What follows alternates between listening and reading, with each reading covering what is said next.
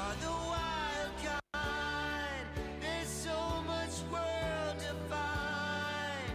Someone shout amen if you're feeling so alive, so alive. You're feeling so alive, yeah. And then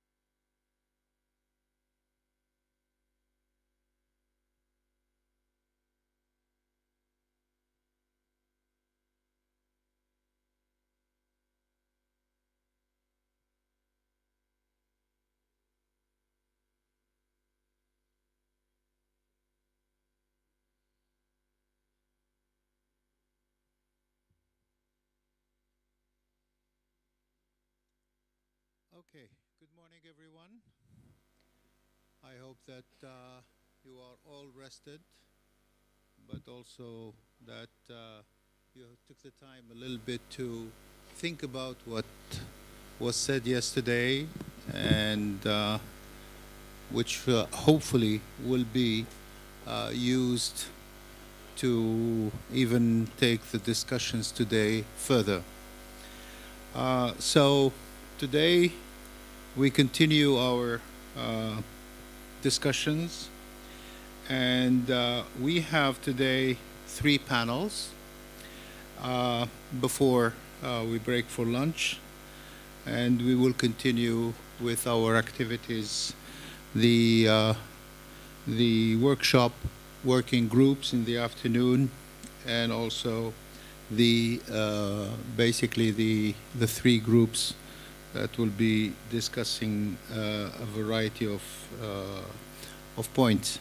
So let us now start our day with our first panel of the day, which will deal with the role of civil society organizations and local and regional government as catalysts for change in the green and just transition. And for this, I have the pleasure to call on my friend, Stefanos, to take the lead and organize his panel. Stefanos?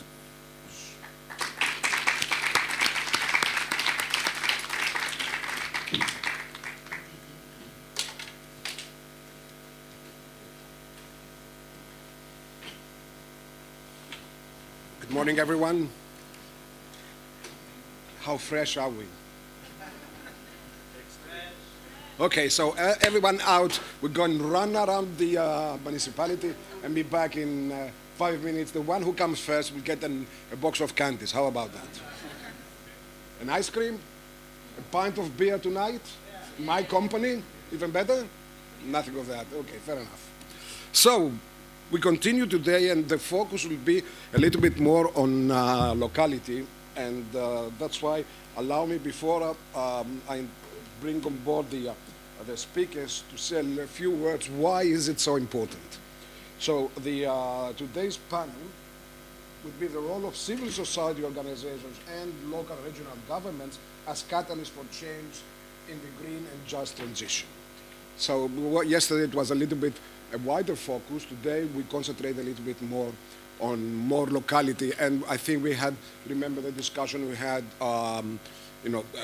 local versus global and vice versa. Now, why is it so important to concentrate a little bit more on the locality?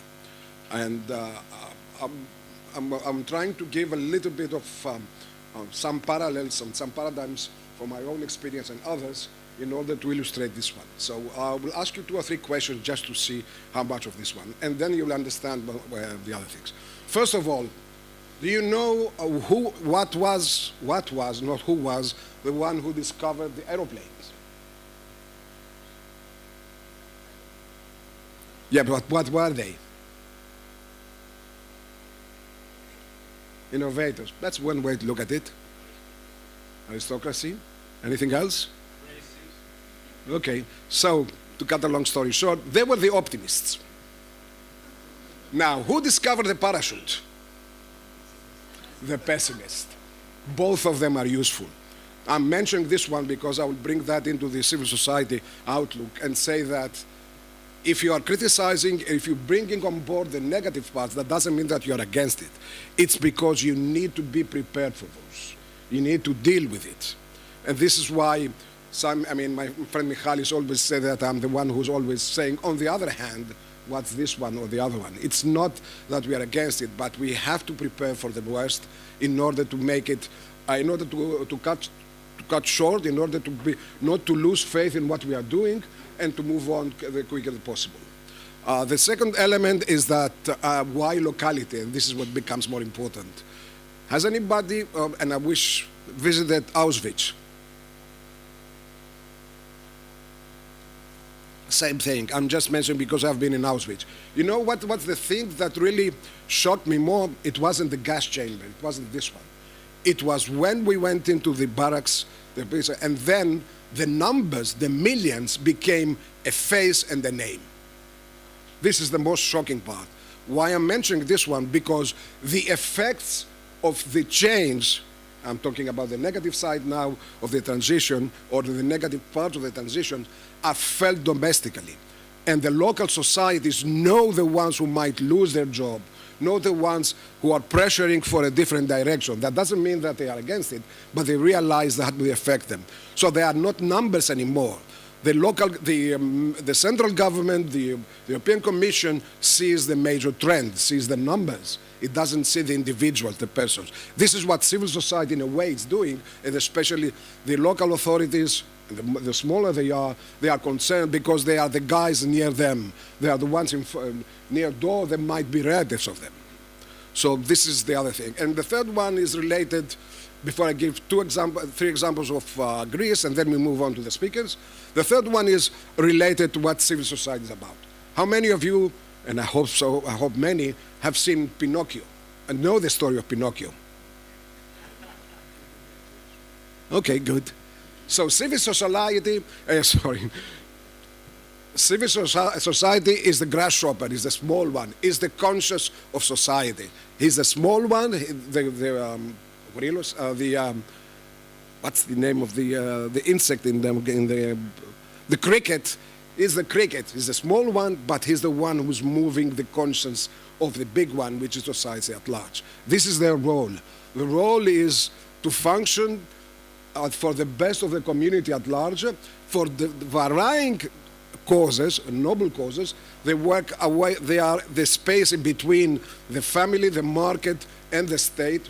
Having said the state, we mean including the local authorities, but they don't work against them. They work with them, they monitor them, they advise them, and they tend, this is one of the characteristics, they tend to work, each one is specialized in one aspect, and their knowledge is limited to this one to a large degree, which means that their power is limited to their knowledge. The actual power of civil society is their collectivity. When they act collectively all together, this is what becomes the power. Now, I'm mentioning this one because there are contradictions, and this is what I would like to show in terms of Greece, and then we move on to our honored speakers. Three different examples of Greece.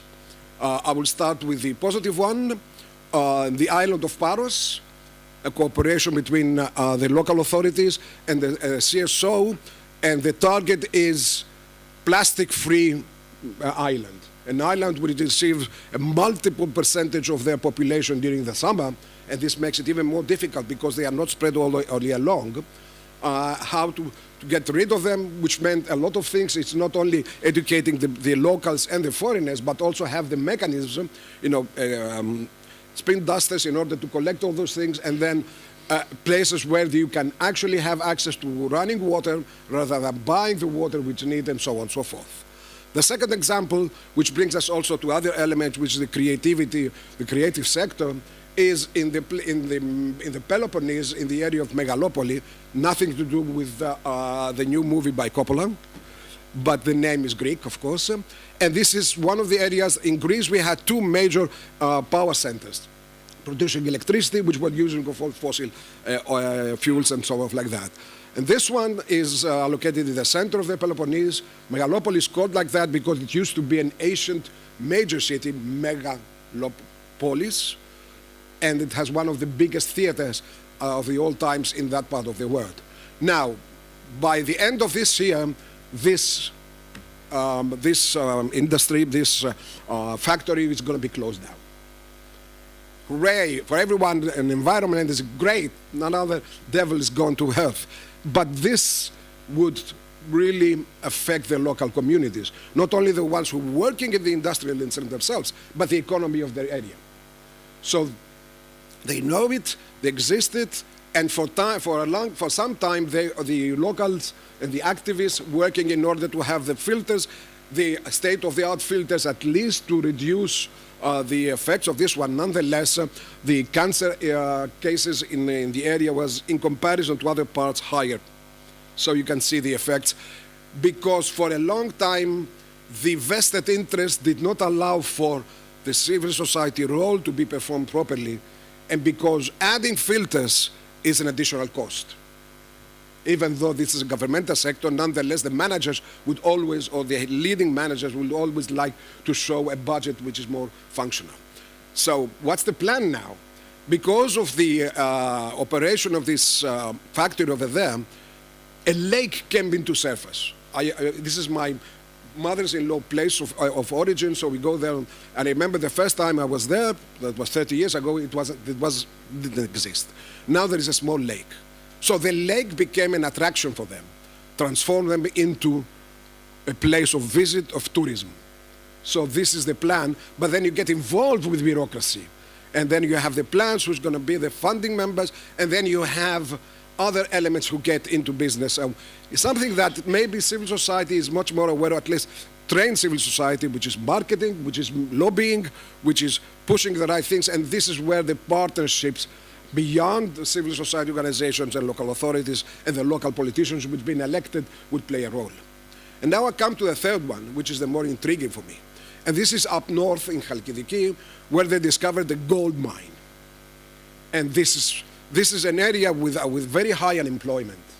So there you have the contradiction of different groups and different civil society organizations, because both of them, they claim, and they are in favor of the best for the local communities. Environmentalism on the one hand, and employability on the other. And this is what civil society is faced with in order to deal with the everyday life and so on and so forth. But one of the rule of thumbs for civil society is that the right of the other side to exist and claim its rights, and therefore the need for a dialogue and to solve our differences through this process. And just a fourth example, how it was treated, it was in the lake, in the area of, in the center of Greece, in where an environmentalist community was called Mediterranean SOS, approached them because they were overfishing the area, and they didn't really go against them.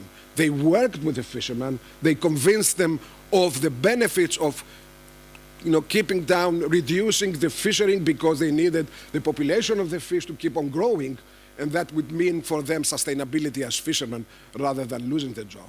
Again, the notion of dialogue. Apologies, Hadem, I think, knows why I insist on the notion of dialogue, because I'm also heading the Greek National Network of the Annalyn Foundation, whose intercultural dialogue, the main tool, along with the civil society. So, again, this line, I would give the floor to our distinguished speakers, and let me see the names. So it's Asa Strom Hildestrad. I will present them once they start speaking. Morten Hagevits, sorry for the pronunciation. Mairi Tiido. And Caroline Vakanainen, right? And finally, someone from the south. 4+1, okay, fair enough. Yassine Isbovia, thank you very much. So the paradigms will be from both, or the presentation will be from both. So we start with Asa, who is from the representative of the Nordico, or Nordicgeo. Yeah, exactly. Someone who has worked on both sides of the equation, that is on state institutions, ministries or otherwise, but as well as of civil society organizations or NGOs. So in that respect, I think she has the ability, and also on issues of sustainability and all the relevant things that we discussed here, but she does have the perspective from both sides. And her presentation will be on the view from the Nordic view of sustainability. And more important, it's a toolkit or a toolbox on the SDGs in the Nordic municipalities and in time of political polarization. A key word which I'm afraid is going to follow us for a few years to come. The floor is yours. Thank you so much for that kind presentation or introduction. So my name is Åsa, very Swedish name, very hard for anyone else to say probably. Lovely to see so many of you here at this time. I work for the Nordic Council of Ministers essentially, but Nordregio is the Nordic Research Institute on local and regional development. So as you can imagine, we do a lot of research around the green transition and the role of regional and local authorities in the transition.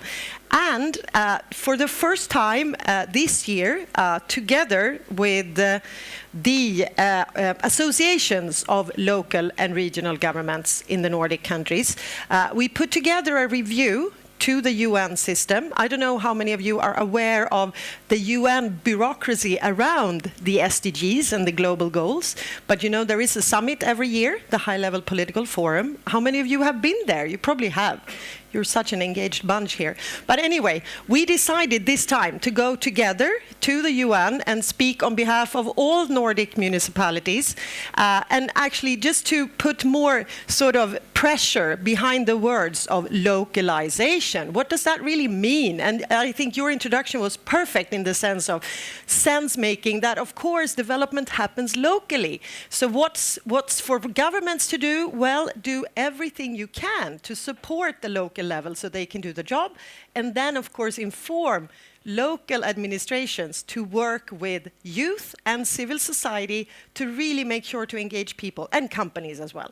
So anyway, we did this to share some Nordic learnings, again showcase the vital role of the local level and spur some more local level SDG action worldwide. We also asked our municipalities, what do you see as the main benefits of working with the SDGs in a time of political polarization? By the way, how many of you feel that we live in a time of political polarization? Well, most people do, and I think that's sad. There are many reasons, lots of research into this. Fact of the matter, I guess, is that people resist change, and it's a pretty human thing to do, and that's why we have to make it work for people, right? Anyway, what could be then the benefits of the SDGs that makes them less sort of intimidating or difficult to handle? I think Ingvild Gundersen in Kristiansand Kommune in Norway put it very nicely, saying that, well, the benefits is really that we have a common language now, actually across the globe, for what sustainable development is. I mean, we can criticize the goals for, you know, in some ways, but at least, you know, it helps us understand how holistic things are, the environment, the social dimensions, the economic dimensions, the water, the industries, everything that comes together. And if you're a municipality, of course, you work with so many of these issues already. And that's why the SDGs can work so well for municipalities, because they're so engaged in these issues. And what she says here as well, the business sector and civil society, they keep the SDGs high on their agendas, and that way put pressure on us in the municipality. And that helps us in times of political shifts and political polarization. And I think that's an important thing to keep in mind, and we'll hear much more about this from the other speakers as well. The pressure that's coming from bottom up, right? So great. What do? We did a survey, sent it to all the municipalities in the Nordics with the help of these associations. And there were definitely different response rates, which says something. We shouldn't say that all municipalities work with SDGs, because apparently they don't. They could do good governance anyways, and there's also other ways to approach sustainability, and many municipalities also work a lot with climate action, climate neutrality. But the first question we asked was, how far have you come? Has your municipality come in the work with the SDGs and the 2030 agenda? And I don't know how well you can see this from afar there, but anyway, Norway and Sweden has a lot of dark blue, which means we are working on it. So a vast majority say they are working on it. Iceland and Finland are sort of catching up, but they're not as active sort of yet. There can be other ways of doing this. It's also interesting to see the top segment of the bars is about the same size. So in all the countries, there are about 10% of municipalities that say they are front runners. they really understood how to work with the SDGs, they feel, and they get benefits from that. So, and they also learn a lot from each other. So for you who are interested, there are a few really interesting examples across the Nordics. The Danish association had a separate survey with slightly different questions, so we couldn't put them in the same diagram. But anyway, 80% of Danish municipalities respond they work concretely with the SDGs. Another important question, if you want to succeed with the SDGs, research shows that it's very important to put it, sort of integrate them into your steering model, into your budget, into the main plan, the local planning system. And there are, of course, so many digital tools today that you can use and just, insert the SDGs there. So we looked at that. Do you do that? And as you can see, it's a little different patterns. In Finland, the blue is high, the municipality's overall strategy and vision. That's where they put it. In Iceland, it's a big mixed picture, not so much integration happening. While in Norway, the most popular thing is to put the SDGs in the local planning system. And for Sweden, the top bar here is the purple one, and which is the local budget. And again, this shows that there's different ways of working with the SDGs, but also things to learn from each other, like how can you do this, what are the outcomes? And in Denmark, 75% have integrated SDGs into their existing strategies. Another super important thing is, of course, do you measure progress? And this can be tricky. I think indicators and measuring the SDGs, measuring progress, something many organizations and municipalities are working on. And it depends what kind of data collection you have as well. And here, Norway and Finland and Sweden are a little bit ahead of the others. But it also depends on the statistics system that you have. In Sweden, we're really happy to have a database covering all municipalities and where everyone reports a lot of different things, from child poverty to school results to access to public transport, things like that. So they can easily measure their progress, which helps. We summarized this, I'm not going to go through this in detail, in also, because we also did interviews with these associations to try and figure out, okay, what are the success factors of this SDG governance, or in a Nordic setting? What do we have that we can teach others or build on to do some more, why can we be good at SDG implementation? And of course, it helps to have a strong local self-governance model, a strong autonomy for the municipalities. That's very, very useful. And that's not happening in every country. The more centralist the country, the more difficult for local authorities. But at least, national government should be aware, the more momentum you give to local audiences, the better. Yeah, we have questions. Keep that question. Anyway, high degrees of trust is also really good to have. And then the other idea here, also important for the panel, is that we have this idea of copying from each other and collaborating between the municipalities. So not everyone sits there with their solution, but really try and learn from each other.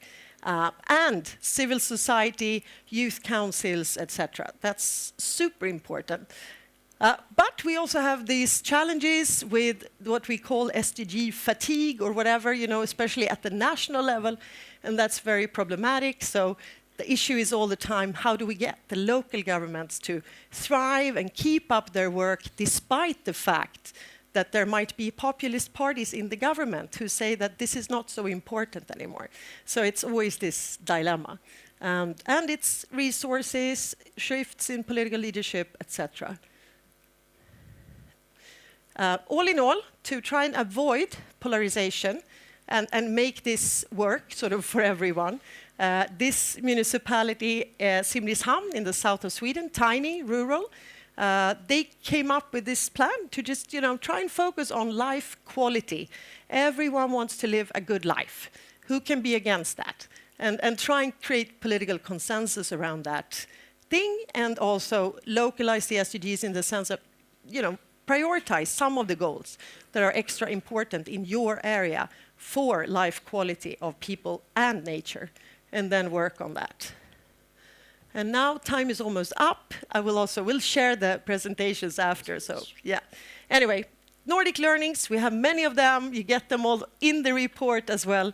So I just wanted to show this one as well, because that's also something we realized that there are so many interesting cases, so much good practice out there. So it's available in just an open source that we call a toolbox. It's just a map where you can zoom in, filter by topic, filter by SDG, and you learn about super concrete examples of SDG or sustainability work in Nordic municipalities.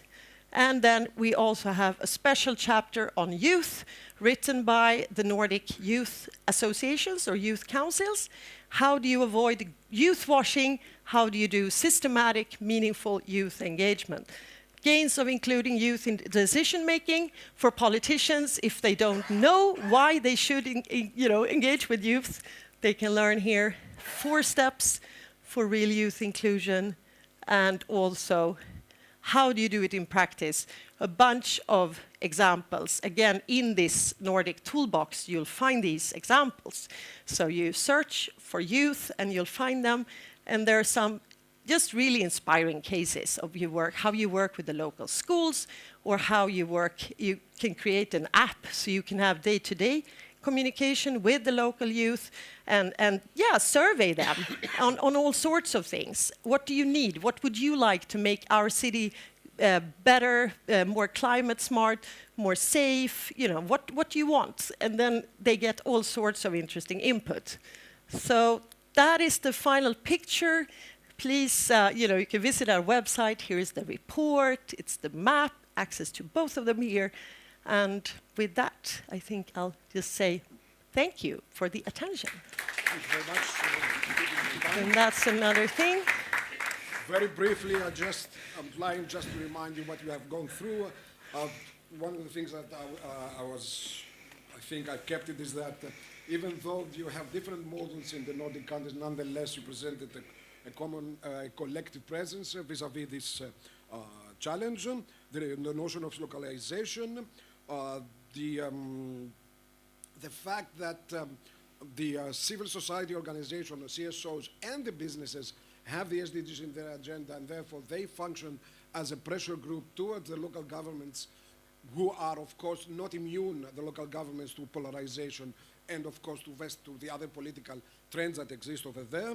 And how we are trying to illustrate through this toolkit the benefits of working with the SDGs, but also underlying the fatigues that existed, and the exchange of resources between the different communities. Networking is the key word over here. And of course, the focus on something catchy that not many groups can really resist, the notion, which is let's concentrate as a unifying theme. It's life quality focus in order to start the whole campaign around it. And of course, the importance of youth engagement, or keeping the youth on board, and how this one is being on practice, and other things as well. And I think, in general, the existence of toolkits is very helpful for anyone who is starting, who has the ambitions and don't know how to move on. Did I cover that? Oh my God, I'm amazed. Thank you very much. I forgot to mention, I would try to keep it around 5 to 6 minutes in order to have the time for the participants to participate and also to keep them awake. Okay, so next, Morten Hagovic, the head of the Cultural and Sport section of the municipality of Bornholm, someone who is invested in the arts and letters, even though a little bit more on music, but also, from what I can see, he's also had experience in governance, in management, and in marketing, and the floor is yours. Thank you.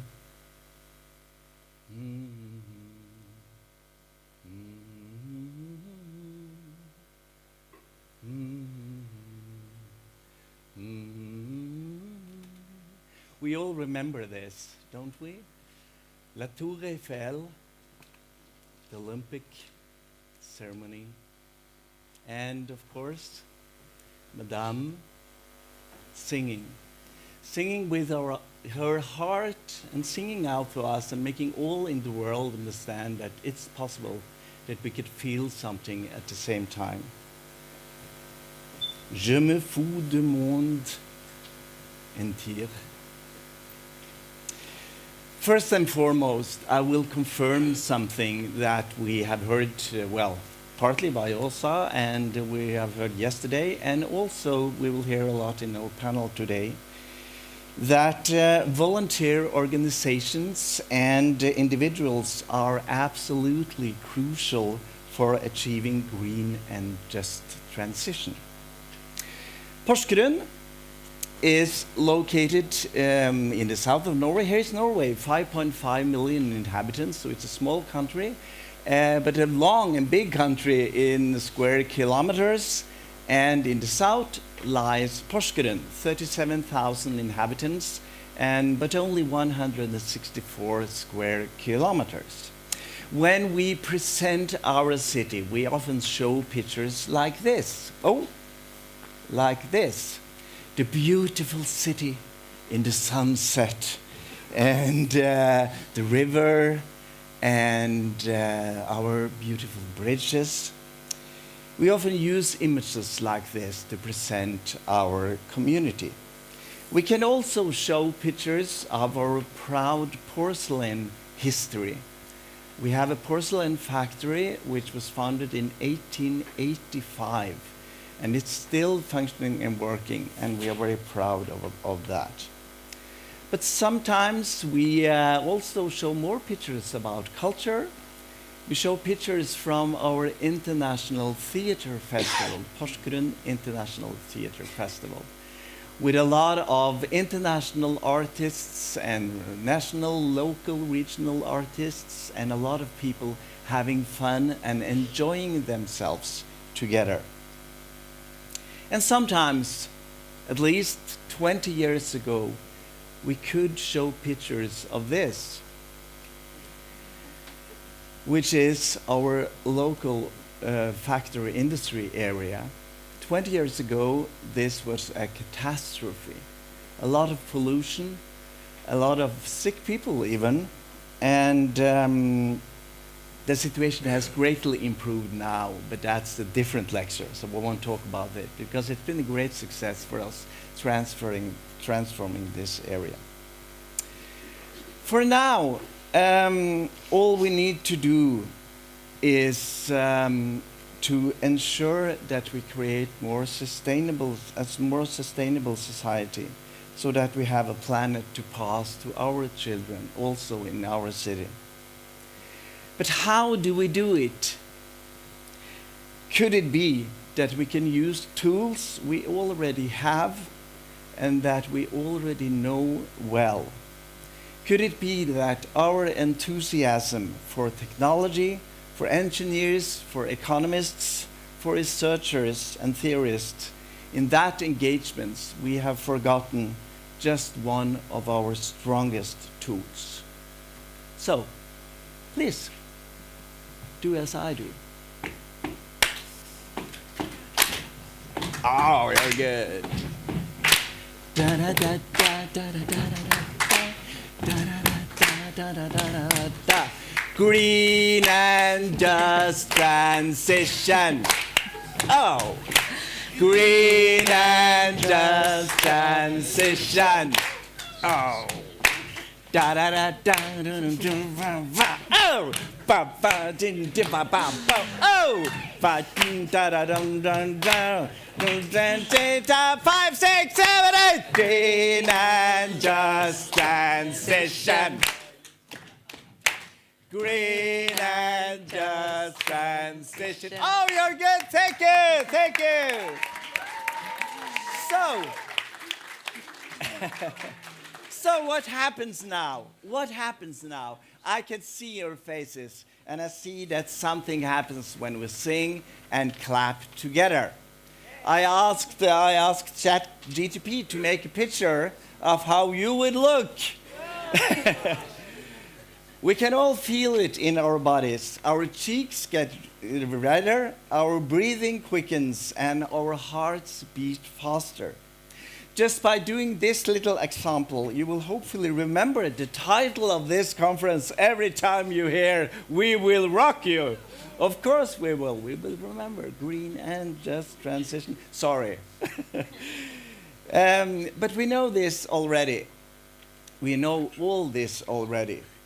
Culture and sports are a very powerful force in people's lives. So we started using this knowledge in Porsgrunn. We know that it's challenging to relate to this. This is complicated. Our volunteer organizations and individuals and the civic society, this is difficult. But we also know that there are many clubs and organizations that have been working with sustainability for hundreds of years.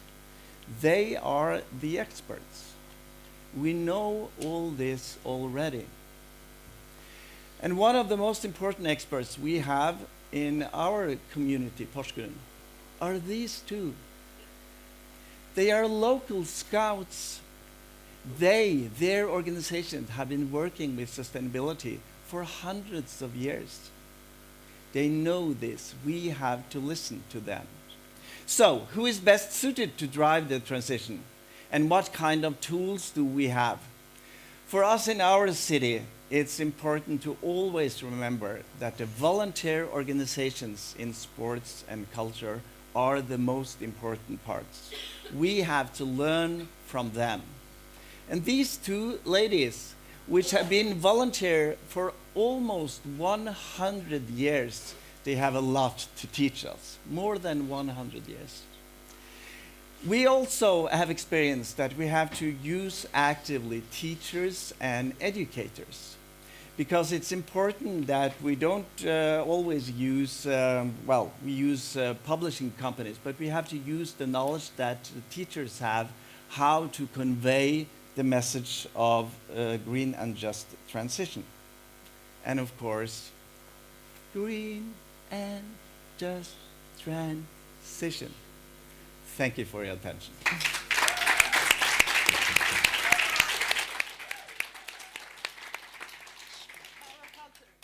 So if you do all that, we will be the champions, Yes.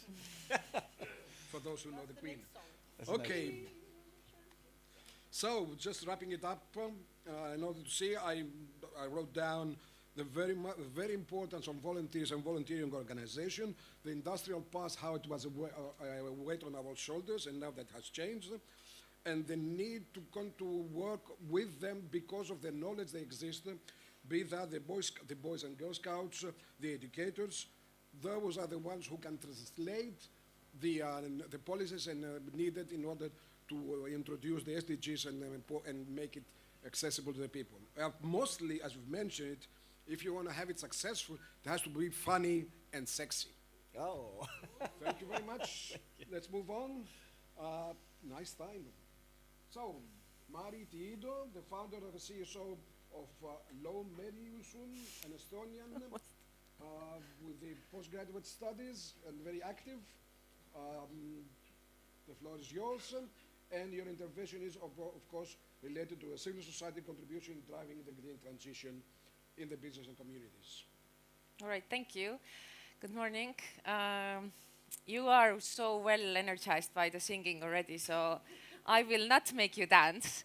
But we'll briefly talk about this topic that you can see on the screen. I work on circular economy topics. I'm an educator, an entrepreneur, and I support municipalities, businesses, but also higher education in understanding what circular economy could mean for them, and obviously it's linked also to green transition. If I ask you who should lead green transition, and I give you those three options, then what do you think? Who should lead it? Is it the state, through regulation? Is it businesses, or is it civil society? All of them.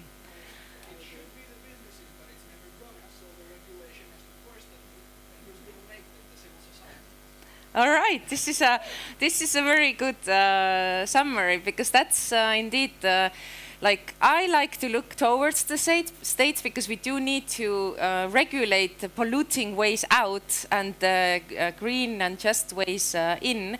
But the state is not going to do it, because there's free market, they don't want to interfere, and they want the market regulated itself and just deal usually with the consequences.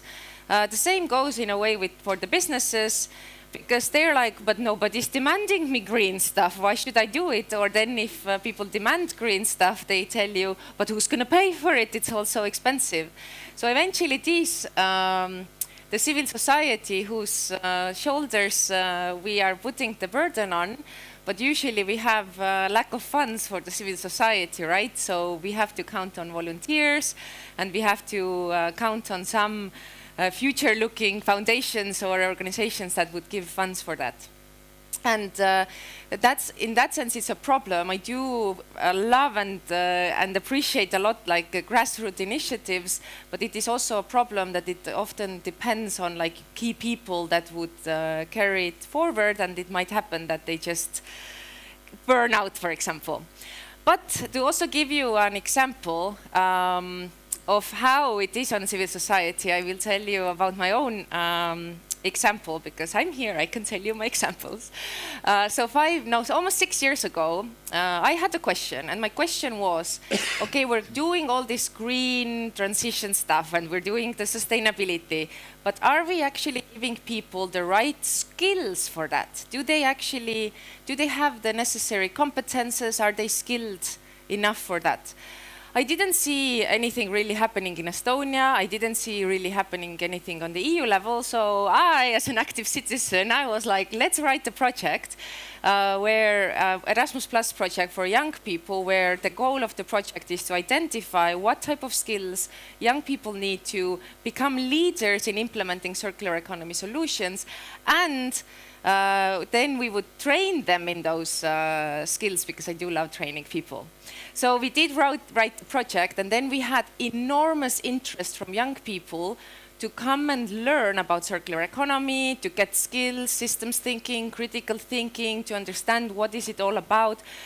We actually engaged also businesses, a bit against their own will, I feel, but we were like, okay, let's put those skills also into practice in businesses. And this was all like 3 to 4 years ago, where in Estonia on a state level, for example, in university, you could just study like circular economy topics as like one tiny subject in an university. Only last year, I was one of the trainers where we educated 100 Estonian public sector workers about the circular economy, and we tried to give them some skills. So, but I had already trained all my young people several years before, and all of them are already out there in the world writing their theses about the circular economy, or they went to study further sustainability topics, and they realized, okay, I want to engage myself and my career in this topic. So if we look at this lovely triangle of choices, then as much as I wish that it would be the state giving a direction, showing a vision, as much as I wish that businesses would be trailblazers and really daring to do things differently, it is the sad reality we heard from the audience as well, that it is civil society who has to carry the change at this very moment a little bit. But I do hope that civil society, and I do believe, is able to engage also other sectors through their examples. So I will leave my intervention to here now. Thank you. Thank you very much. Just a question. Why youth?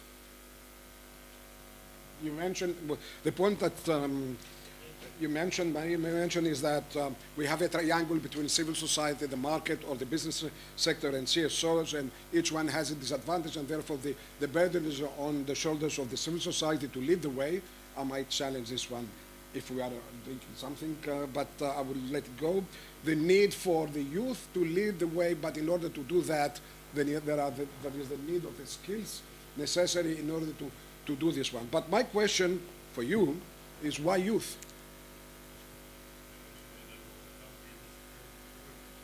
Okay, good point. But when they become business and business, they might change their mind, right? But why youth? Why is the youth's responsibility?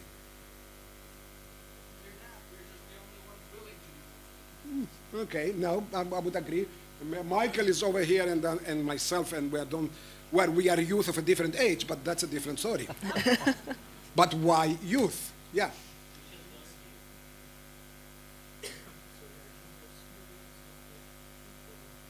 Okay. Come on, guys. It's their bloody future. It's your future, it's not mine. Sorry to say that. It's yours. If you want a better future, work for it. I will be dead. Well, maybe not. Maybe come after 12 o'clock by midnight in a different shape. But it's your future. This is what legitimizes your role in such a process. It's not only a burden, it's if you like it, if you want a better future, work for it. And of course, we can help in terms of skills and other existing worlds and the mechanisms, but it's your burden. Good. Next one. Carolina Vaikaranian. Sorry? Vaikanainen. Good. The co-chair of the Fiji's Agenda 2030 of the youth group of Finland. Someone who has worked along the lines of the Prime Minister's office as well as a group. The floor is yours. And let me see your topic. So it's the Finnish experience in catalyzing change in green transition, sustainable development, in the example of the youth and the youth contribution. The floor is yours.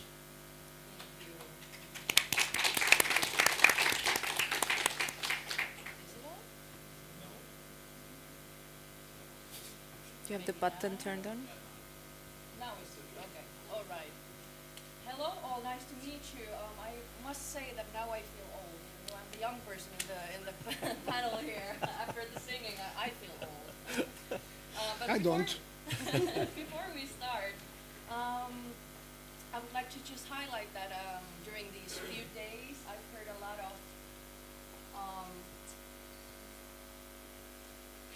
lot of talk about young people by the adults here. So that is refreshing, actually. I don't have to do the work all by myself. So thank you for that. But how many of you here are under 30? And if so, please raise your hand. Good. So by the Finnish law, you are considered a young person then. And in the Finnish law also, as Åsa introduced, there is a mention about youth councils that need to be established on the municipal level. So we do have it well in many aspects, but let me tell you more about our group. So, as mentioned, I'm acting as the co-chair of our group. We have 2 chairs, I'm the second one. And we are approximately 16 young people who all share the passion for sustainable development. Our group was established in 2017, and as mentioned, we work alongside the Prime Minister's office and the National Commission on Sustainable Development. So we have somewhat of a direct line to our political leadership. But we have 2 aims. First of them is to advocate for the Sustainable Development Goals, so SDGs, as I will refer to them later on. The second one is to participate in planning and implementation of the SDGs. So as mentioned, as we sit in the National Commission, we naturally also work with the SDGs and the national implementation of those goals. But first and foremost, I think the main, let's say, mission that we have is that we bring the youth voices to the fore and we sit in the so-called adult tables. I personally hate this divide, but just for the purpose of the point, I will make that divide. So a bit more about our ways to contribute and catalyze change, as was promised in the title. First of all, as mentioned, we work around the SDGs, but we organize our own events. So even though we are working alongside the Prime Minister's office, we are very much an autonomous group of people. So we are not abiding by whatever the government we have at the moment in Finland. So we organize a lot of events, different activities, represent in different occasions, but also foster cooperation nationally and internationally, and also I would like to say locally, as is the buzzword in these environments. But as mentioned also about the advocacy work that we do it in the form of events, but also in social media. Later on you will see our social media handles, don't worry, you will not miss us. But also we advocate in networks, so not only among young people, but among decision makers, with ministry officials, for example. So we sit in a lot of tables, let's say, which is a privilege indeed. But we aim to bring the discussion also to the decision makers rather than only having the discussions among young people. Also, as mentioned, as we work in the Commission on Sustainable Development, we also act as the vice chair of that commission. So we basically sit next to our Prime Minister and have a little chit-chat in every meeting that we have, approximately 3 to 4 meetings a year. And also, we have an active role in national reporting. So you heard about the VSR in OSA's representation. But I'm talking about VNR, so voluntary national reporting on the SDGs. And as also mentioned, the UN High-Level Political Forum, we also attend that meeting. We always have one youth delegate to take part in the Finnish delegation to the meeting. And I was lucky to be the youth delegate this summer in New York. It was really exciting. Then the main buzzwords, and I know that the word buzzword can evoke different feelings, and here I mean it as a positive thing. And I want to talk to you about meaningful youth participation and engagement. In order to discard so-called youth tokenism or youth washing, however you like to call it, and to realize the potential of young people to actually act as agents of change and catalyze the change and the transition that we are here to talk about. First, we need to listen and learn, not only hear what we have to say. Listen and learn. Everybody needs to learn, also the adults in this sense. Secondly, we need to provide young people the necessary tools, resources, and support to be able to act for their future, as was mentioned here. Just a seat at the table, so the adult tables that I refer to, is not enough. Thirdly, we need to understand that young people do not only speak about youth-specific issues. So I'm not only, even though here I am talking about our group and how we need to engage with youth, I have so much more to say just than us about the buzzwords that you can see on the screen. There's a lot of untapped potential there. Lastly, we need to provide opportunities, and by we I mean the adults need to provide the opportunities for young people, because young people cannot forge them themselves necessarily. And also, of course, the adults need to advocate for youth also, because we cannot do it alone. Maybe lastly, on a personal note, I want to say that I am a white woman coming from the Nordics. This means that I am very privileged. I come from a very, or rather, safe and secure and supported background, which means that I have had the opportunity to actually take part in these kind of initiatives. Not everyone has the same opportunities. But nevertheless, these tips that I just gave you are very much applicable to people who are more disenfranchised and not yet in the advocacy bubble, as we call it. So please do take advantage of these tips and bring those to the people who are not yet active in this scene. I also want to highlight the important point of social sustainability that was raised here during these few days. There is no transition, no future without the inclusion of all youth. And inclusion actually lacks credibility when the necessary resources are not provided. So yet again, just a seat at the table is not enough. The failure to engage with youth is the failure of any kind of transition or a sustainable future. Lastly, for the young people here, because there were many, I would like to say to you, I always say to young people that please, please, please do not underestimate yourself. Unfortunately, somebody else will most likely do it on your behalf. So please, proudly stand behind your expertise and remember that your voice matters. Thank you. Thank you very much. in your last word, I would like just to add one thing. Do not duplicate us. Bring on your own personality. You should not become clones of the politicians that already existed. That includes women, it includes everyone else. They should bring on their personality. If you bring the same thing, what's the point of bringing youth when they are just duplicating what already exists? If it's not a new perspective, then it's useless. Okay, so what we have seen here is a very attractive, envying paradigm of how the youth institutions function within the Finnish model. And the importance is that not only that there are the institutions that function, but they have an opportunity to actually deliver or actually practice what they have been assigned to do that.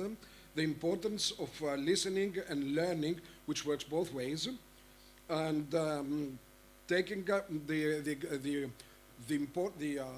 burden on the elders to create the opportunities for the youth, and the need for empathy, that we should realize the other's perspective, because some of us who are already managed to practice those things are the privileged case, and we should, and in that respect, that's not enough unless we maintain the social sustainability, and inclusion without resources is something, a blank letter.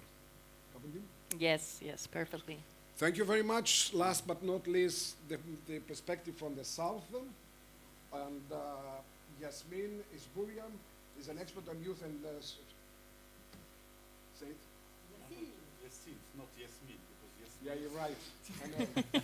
Yasmin is my first crush when I was young. I was born and brought up in Egypt, so that makes sense anyway.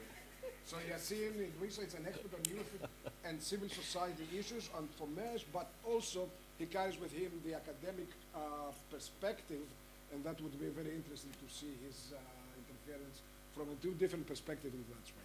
The floor is yours. Thank you.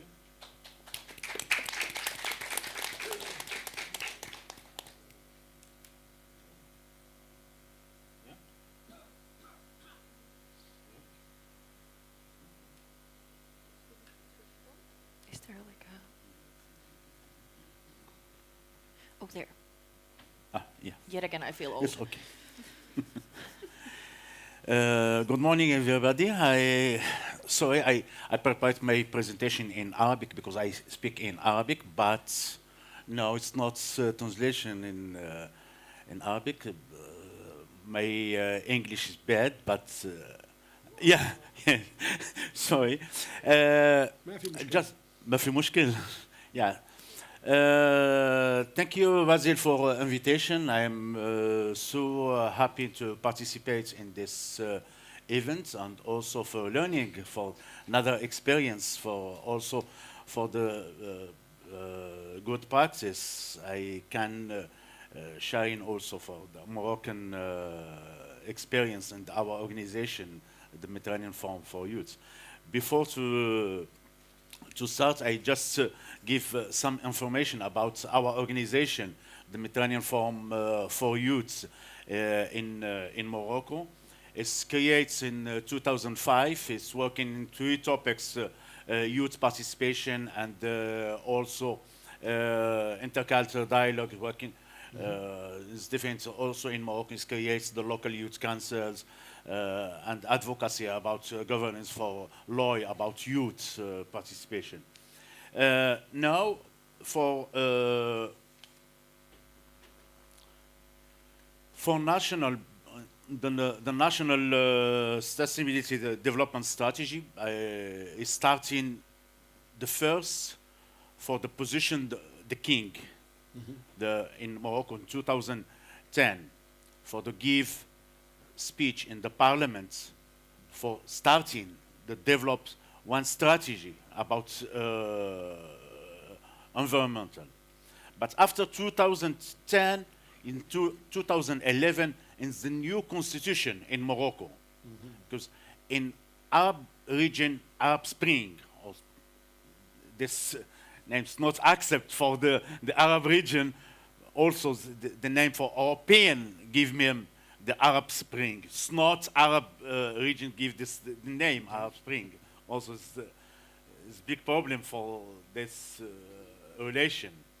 After in Morocco is included everything about environment in the constitution, and also democratic participation in constitution.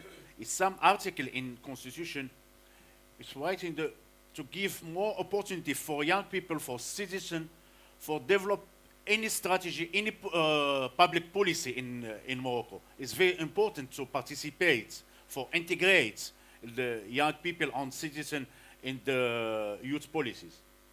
In 2014, it's changed the law. It's new law about environmental, and create the Chartered National Environment.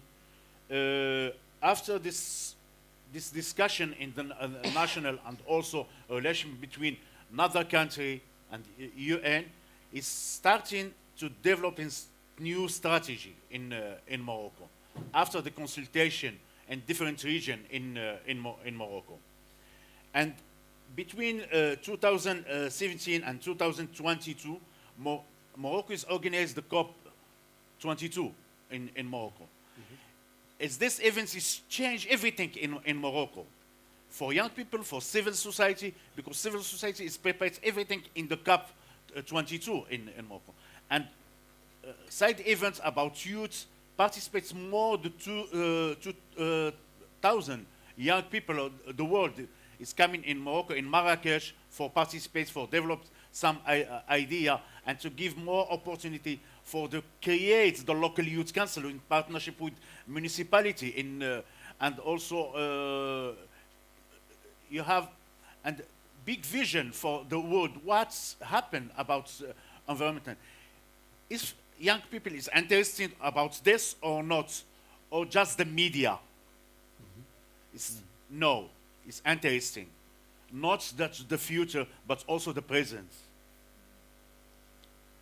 And you can protect the children also for the new generation. It's very important for civil society in Morocco, for advocacy with the governance, for change also, for evaluate the new strategy. Now, some different projects in Morocco, I can give some map for the projects in Morocco about solar, when there are also hydropower in different regions. You can see in the map different new projects in Morocco. Now, I think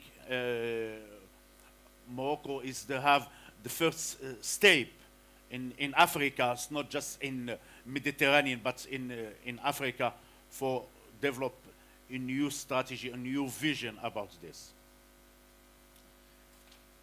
Now, about the role for Moroccan civil society in the green transition.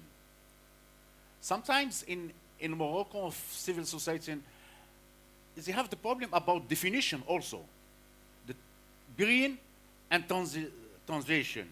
Because you have the technology, integrate, but why to protect some European country is protect the new technology to buy for the Africa or the Moroccan, but not develop the personality, the human resource in the Morocco.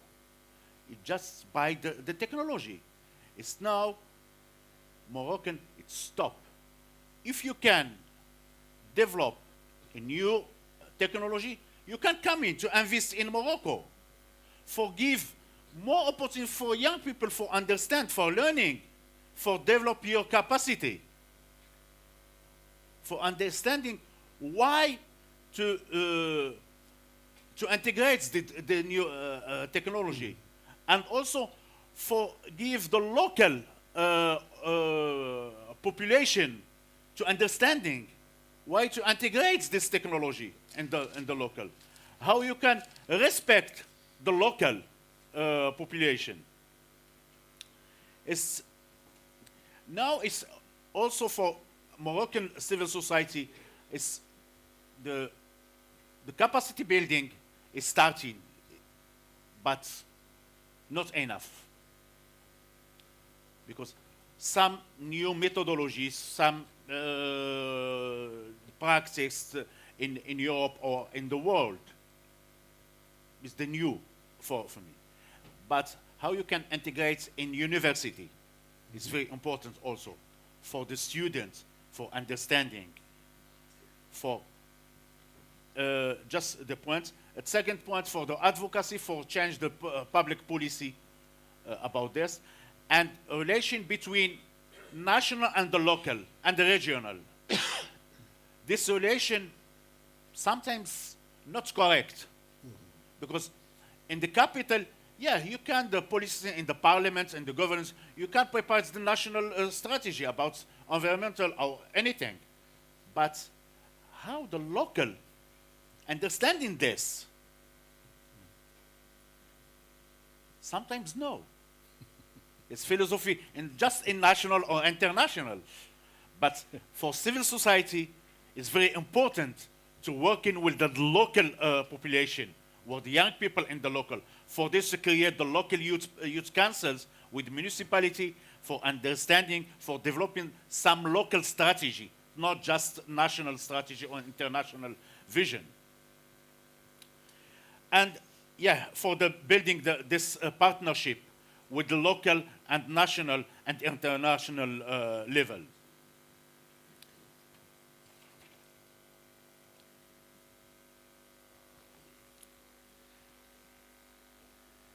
Yeah, I think it's just some activities organized by our organization in this summer in Asila. Asila is a small city in the north. It's near to Tangier, but Asila is a beautiful city. I invite you to come in. Vasily is coming in Asila before he's working together in Twitter times for organize different projects in our city. It's small city but beautiful city. As well as this summer in the first academy for youths. Some local activity in the beach or the bicycles for the culture visit in a different area.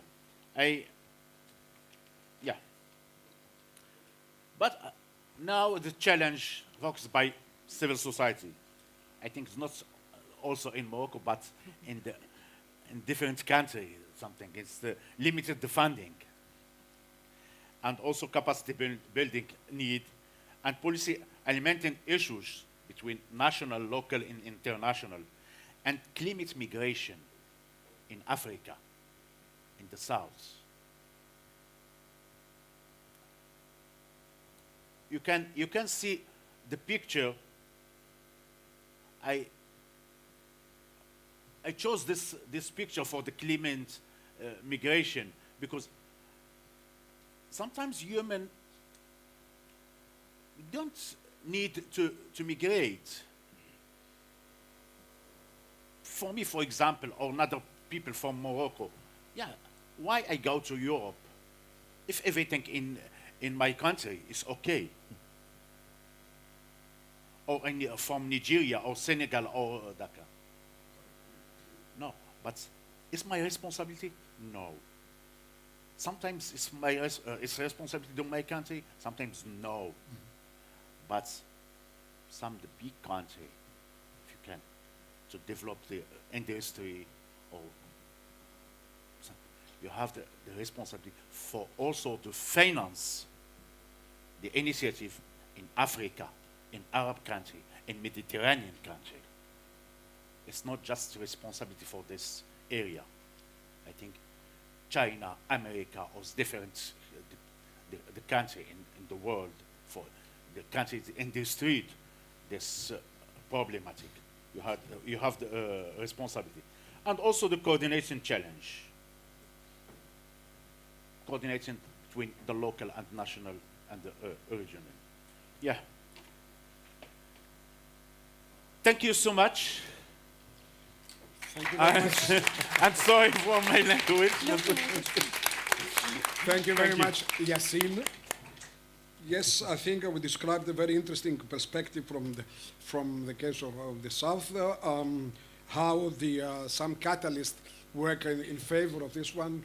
Two of them that I've mentioned, one of them is the so-called Arab Spring, and the fact that in terms of the sustainable and development strategy to be included into the constitution, and then the World Cup, the Cup which is taken in Morocco, that illustrated the involvement of the youth and how important it is, and that they are interested, and it's not only blank letters that they are involved over there. The regional discussion in terms of the programs that will be implemented, the issue of technology, the transfer of technology between North and South, and capitalizing and training, bringing this knowledge into the universities in order to improve the skills and knowledge of the youth. And then the major challenges that the civil society faces is one of them, of course, the funds available, the needs for capacity building, of course, and most important, the issue of migration. This is a major issue, and again, a responsibility of the North to assist into minimizing the excuses, the reasons that we have a trend from the South to the North and elsewhere in terms of migration. The role of advocacy, the importance of understanding and translating the language of the center vis-a-vis the local, so that the need of the working with the locals, and therefore there should be a common understanding of the notions that exist between the locals and the center. I hope I covered what you have mentioned. Vasily, how much time do we have? We'll have, okay.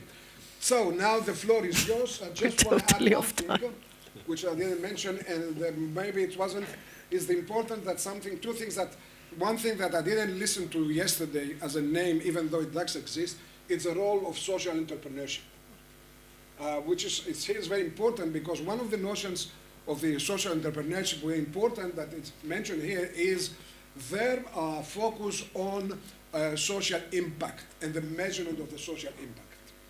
And the other one is, of course, of the role, and the other one is the role of cultural heritage or historical heritage as paradigms in order to follow and reintroduce into locality.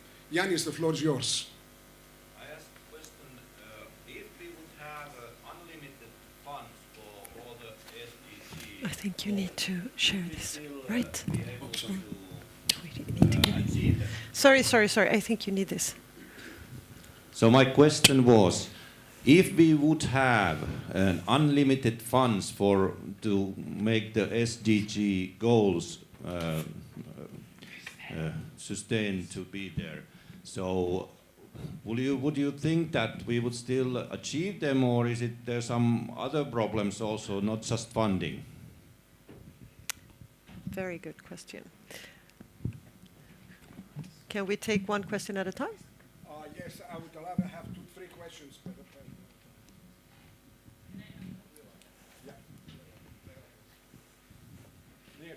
Oh, you have it there? Okay, now she's running up. That was your chance, sorry. Okay. No, I just wanted to say, like, the SDGs and the IDGs, the Inner Development Goals, being identified as sort of like, why are we still not meeting the SDGs? And so, how much are we interacting? Are the IDGs just on their own, or are we actually interacting between them? Because I think that's an important part, the humans behind, and the way that the Inner Development Goals are affecting how we are engaging with the Sustainable Development Goals. Okay. Third question? Yes, hello. So I would like to ask a question to Åsa So I represent an NGO called Adastra, which is active in Finland, and we work with inclusivity and so on. And so you mentioned, or you were talking about kind of the importance and how good it is to empower municipalities and how good municipalities can be at meeting goals and implementing stuff since they are kind of local and have a close connection to the people who live there.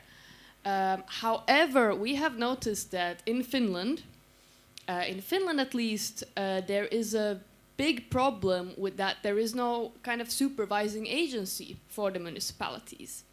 So one example is that there is a law, a Finnish law that states that each child, each student has the right to education in their own religion. However, some municipalities decide that we are not going to provide that. So instead they just have, for example, one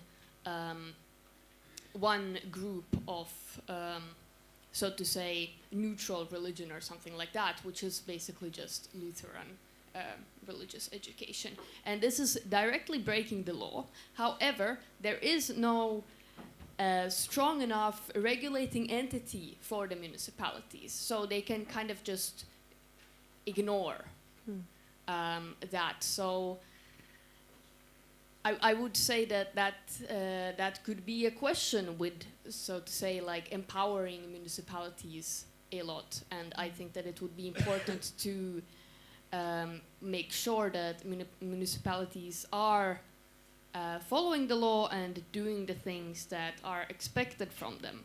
And I don't know if you maybe have some kind of thoughts on how to supervise the municipalities. Can I start in that direction? Yes. So I think that's a super interesting question, and that's of course like the rear side or backside of a strong autonomy for municipalities, that they do have a sense of freedom of what, the questions they want to focus on. And then, but I think there are two things here. It's either you work politically, right? Because our municipalities are, after all, democratically governed. So I think this can also be a political issue for the political parties in the municipality to agree on. And then through the youth council that you're allowed to, obliged to have by law, I mean, youth could also really put this issue on the agenda. I think it's clearly an issue that should be discussed with, people to people as well. But then on the other hand, we have this association of municipalities, and that's what we see as a strong factor for helping all municipalities to better understand what's required, how they can work, and also do this peer learning thing. So it could also be a question for Kuntaliitto, maybe in your case, your association of local governments, to look at this question and start discussing this. So I think there are many avenues where municipalities should, learn from each other. And then finally, I guess there's also, if there is a law saying this, there must be some kind of national authority as well that is supposed to safeguard the human rights situation that is at play here. But anyway, it's a landscape like that. Yes, well, I mean, the issue is... But anyway, there are so many questions, yes. Coffee is the venue to continue discussion. Yeah, and to follow up on that, in Norway, in Norway we also have this organization, which are working together with local societies, communities, and regional as well, to trying to help them, supervise them, and I think in many cases that works. So to answer on your question on if we had unlimited funds, would it be fantastic and woo, like that? I don't think so, because it's not only about funds, and our experience in our city is that it's about us as a local community empowering the local organizations, and it's not only about money, but it's to give them respect and to listen to them. Yes, thank you. Yeah, I would also say it's as much a leadership issue. I mean, to have leaders that listen and understand the value of this. But then, of course, you also need money and funds. So it's both.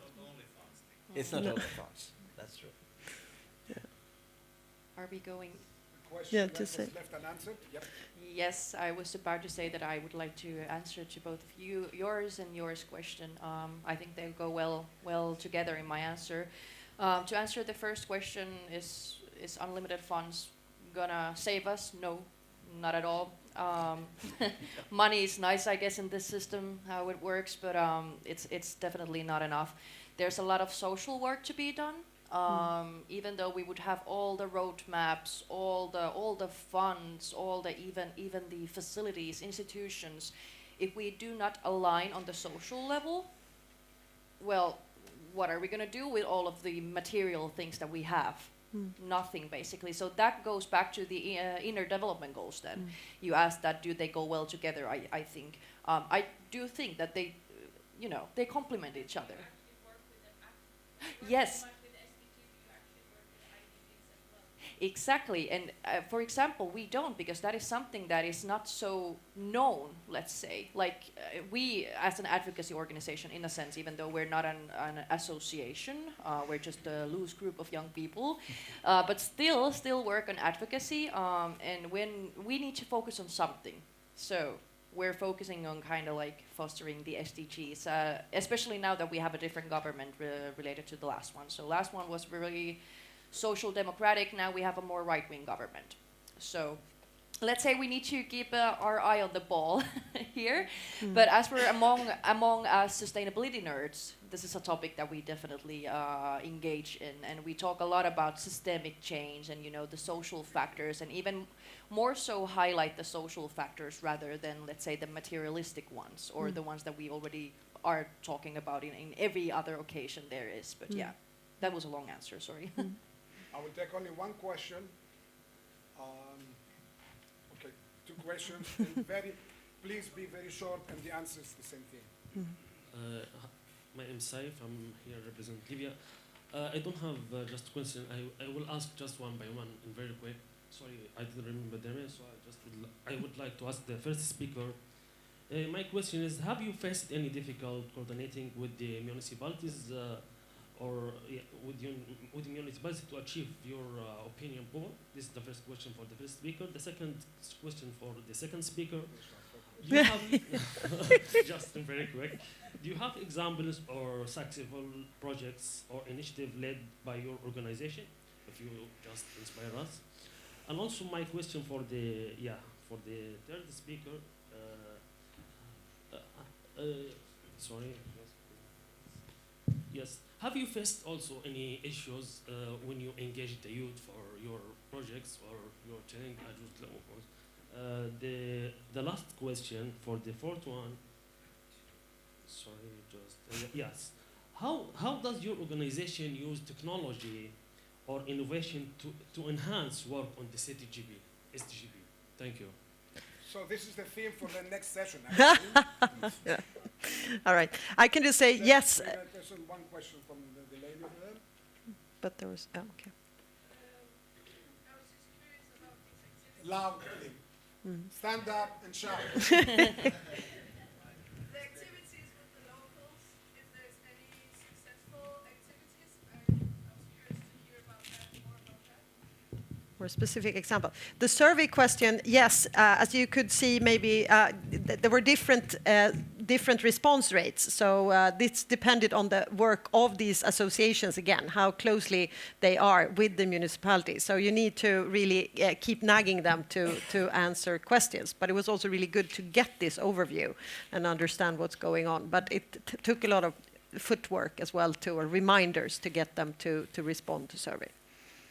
And we were trying in our society to make a plan of all the cultural development and sustainability and everything. We decided it's not going to be a book. It's going to be a piece of paper which is this size, and it consists only of 4 points which are important, which we're going to work with the next 12 years. And point number 2 and 3 are that we are going to do this together, and everyone should participate. And doing things together, it's very complicated. It's very complicated. And of course, making everyone to participate, it's complicated. But we have 11 years more now to do it. And we have a lot of successful examples on how we're doing it, which is also about empowering and talking to and listening and learning, not only hearing.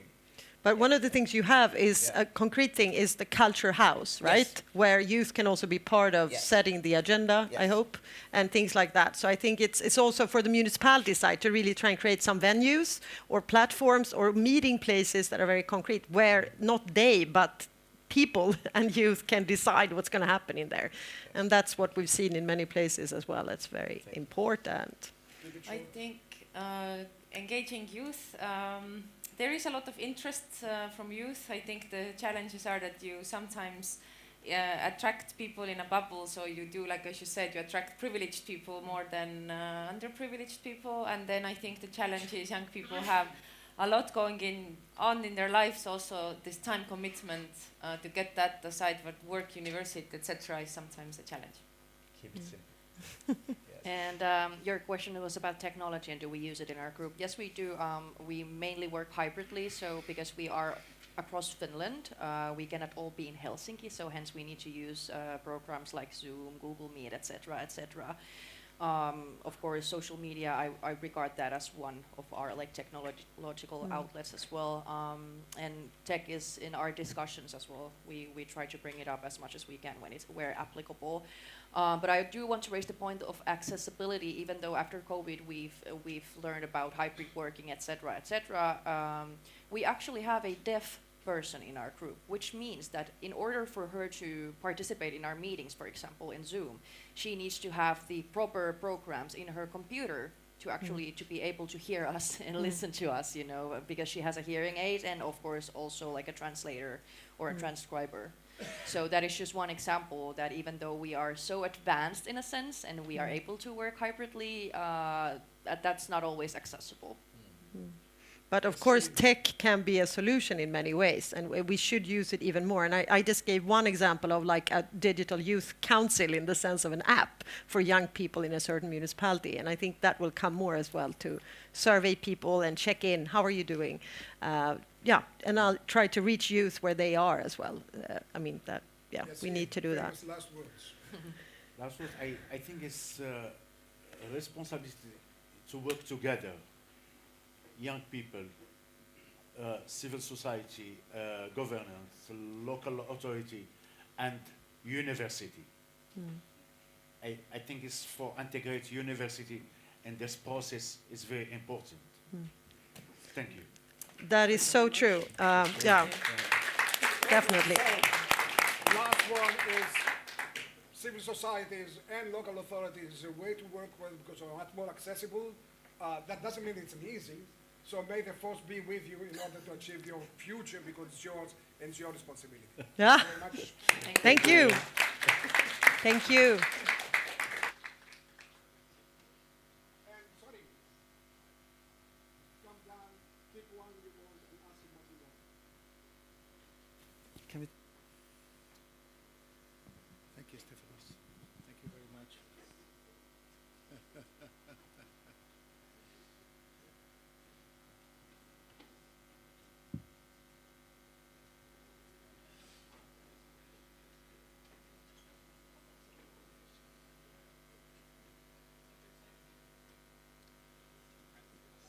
Yeah, thank you very much to all our speakers and very interesting panel. And we need to move in quickly for our next panel. And I am sure that we will continue with the same energy and the same challenges. So our next panel will deal with the theme of mainstreaming human rights approach to more climate change conscious and just transition, Nordic, Baltic, Euromed climate change and sustainability policies to become the world's most sustainable and integrated region in 2030. And for this panel, I really have the pleasure to call on my good friend Mette Brogden to organize the panel and start the ball rolling. Mette? Okay.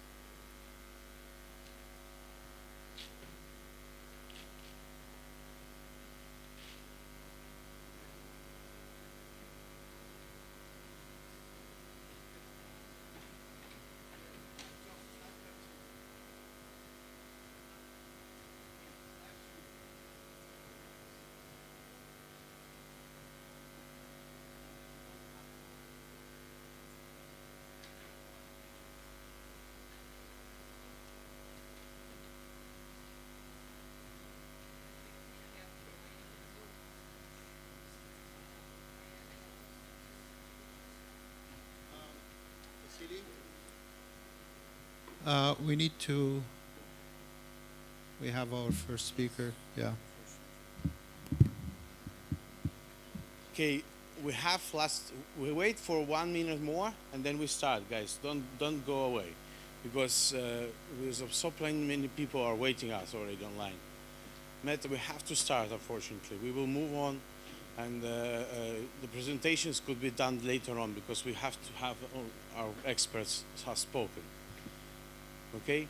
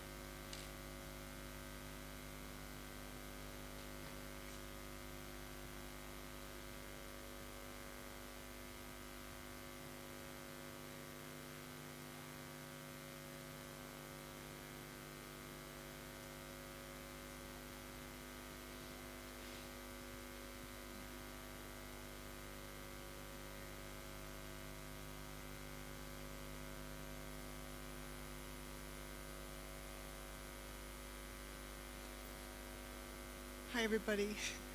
My name is Meta Brogdon. I'm a professor of practice of human rights practice at University of Arizona in Tucson. And I was first came to Narva with this group in 2022, so it's very nice to be back with you. We're going to go ahead and get started because we have a speaker waiting. And I was hoping to get somebody to help me pronounce the names of the speakers. Because the first one is Audur. Yeah? And thank you. Yeah. And the last one, his last name is Ingolfdottir.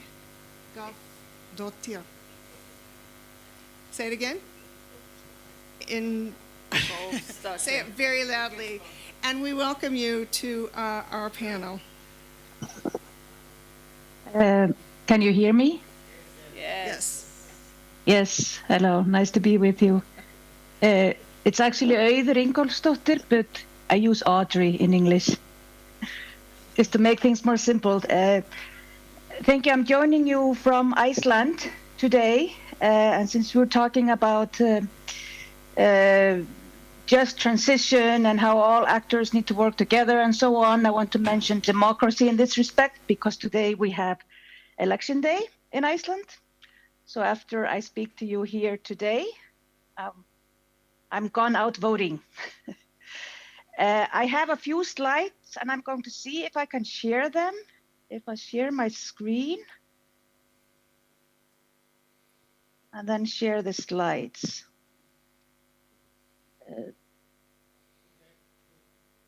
Can you see the slides okay now? Yes. Okay. So I'm not entirely sure how I fit into the overall panel, but I was giving this title to talk about how do we encourage just and efficient green transition in Iceland. And I work myself for an agency called the Environment Agency in Iceland. I am the Director of Climate Change and Circular Economy Department. I'm actually also at the moment also the acting director of the entire agency. We are in a big transition process with institutional changes.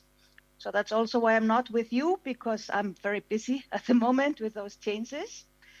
But what I want to talk about with respect to, a transition at the society level, it's a complex process and it involves a lot of different things.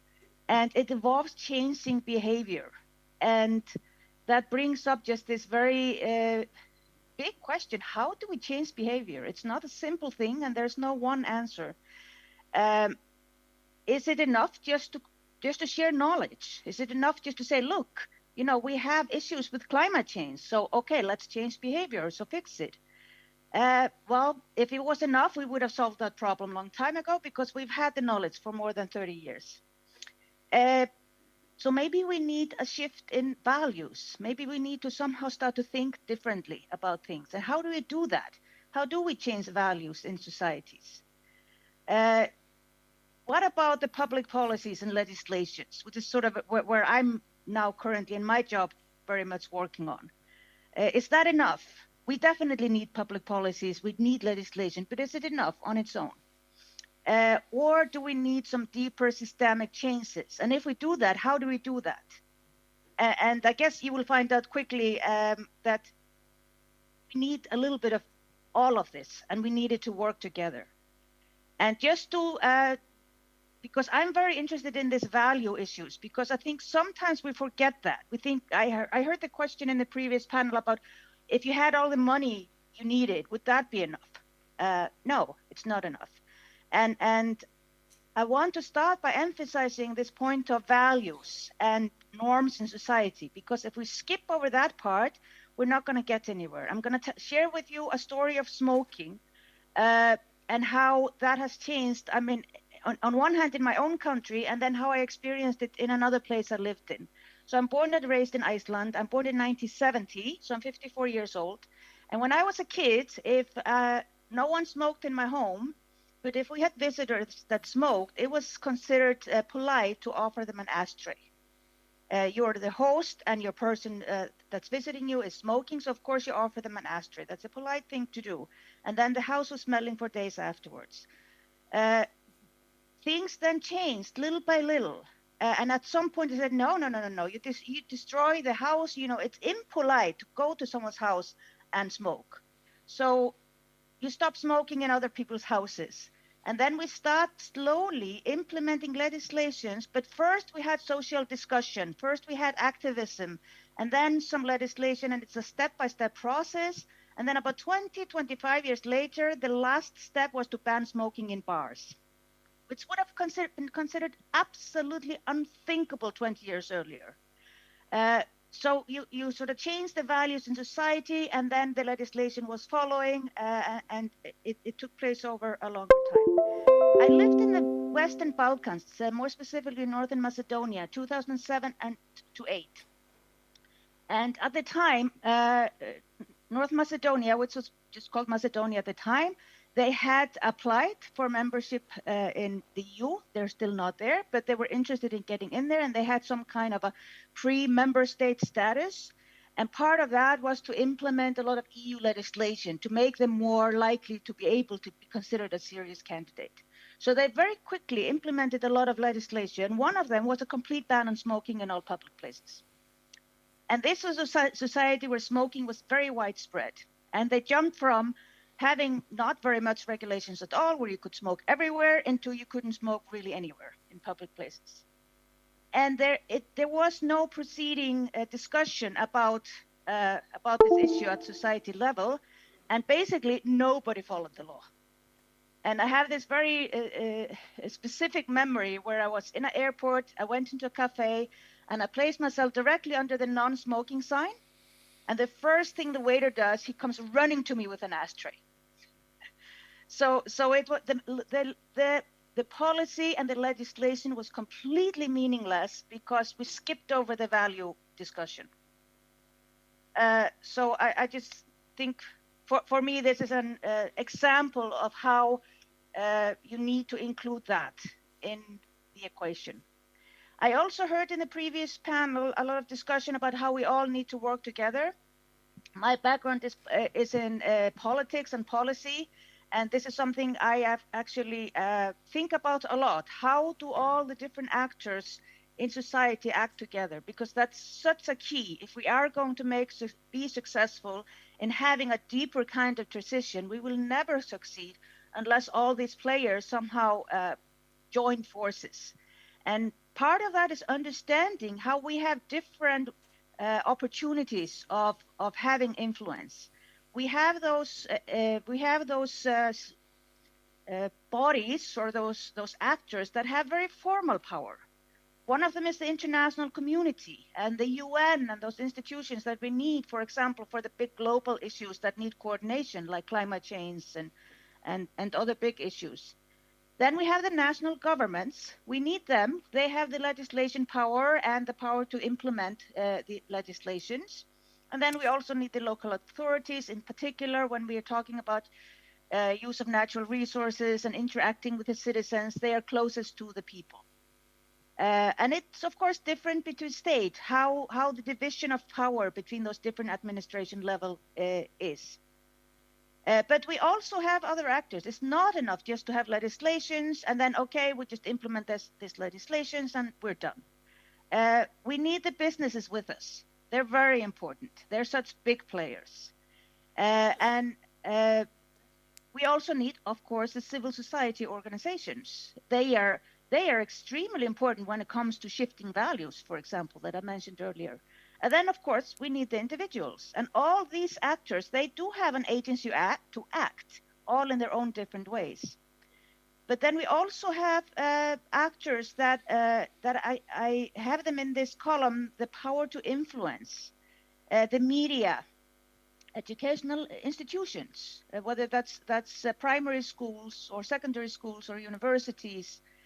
Of course, I have worked as a university lecturer for more than 2 decades, and it's such a privilege to have access to people when they're in the learning mode, when they're ready to observe. They're much more willing to receive information than if you're just trying actively to reach them through media, for example. And then in many cases, religious establishments can have quite a bit of power to influence. Now, I am here today speaking to you from the point of view of national governments and a government agency that is not involved in creating legislation, but has a big role in implementing legislation. So I'm just going to very quickly tell you some of the things that we at the Environment Agency do that hopefully is contributing positively to the green transition, but keeping in mind that this is one piece of a much larger puzzle. So one very important role we have is simply collecting and compiling data. We are responsible for the greenhouse gas inventory in Iceland. We're responsible for collecting all waste statistics. I mean, the municipality collected at their level, and then we bring it all together, send it to international organizations, and sort of keep track of, because how do you know if you are in the right track when it comes to transitions? You need data to help you, and you need the data to sort of put up a red flag if you are going off track. So this is a big task that we have. We also actually do have some educational initiative at our agency. This is, of course, a role we share jointly with the civil society organizations, with the educational institutions. But we have been doing that, and we've even if we are a government agency, we are on Facebook, we are on Instagram, we are even on TikTok. I have a lot of young people working in my department that have are very creative in this respect. And we also work in quite a lot with stakeholders.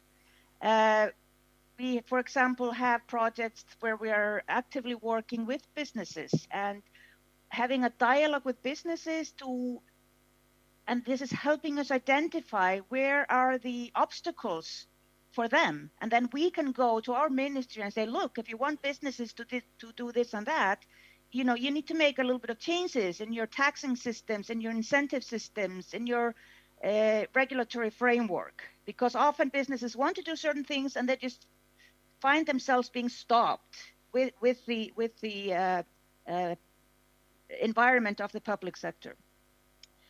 We also have at the agency quite a big role when it comes to monitoring and enforcement of specific environmental legislations. I'm going to talk not so much about that role here today, because that's more sort of business as usual, whereas the other ones are more helping us with the transition in a more active way.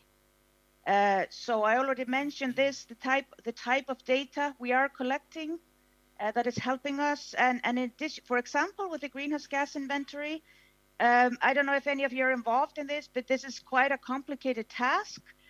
We have to both look at our commitments to the Paris Agreement, but also to the European Union, because we are associated with them through the EEA agreement. And just monitoring if we are fulfilling our commitments is rather complicated. And this is what my team is doing, and then they're clocking the government if we are off track. So the collection of data, very important. Also just, again, talking about a shift in values, circular economy. When you start looking at this idea, it seems like such a no-brainer. Of course, this is the way we should do it. We should go in circle. We should reuse our materials. But it's actually a fundamental shift in our normal thinking in the last few decades, where we have been so used to just extracting resources from nature, from the planet, using it and throwing it away without thinking about what happens to it. And it's actually, it takes a lot of effort to shift this thinking. So this is also why we are so involved in educational initiatives also, not just implementing the legislation. And of course, part of implementing the legislation, if it's a new legislation, is also to inform. You don't go just directly and start fining people if they don't follow a completely new legislation. You need to do the education and work on shifting the values, because actually we don't have the time that we had with the smoking that I mentioned earlier that took 20, 30 years. Our economic crisis is way too deep that we can take that long time. So we need to work on all those issues simultaneously. We have one tool that has proved very effective in Iceland, and I'm sorry this is in Icelandic, but I will explain what it is.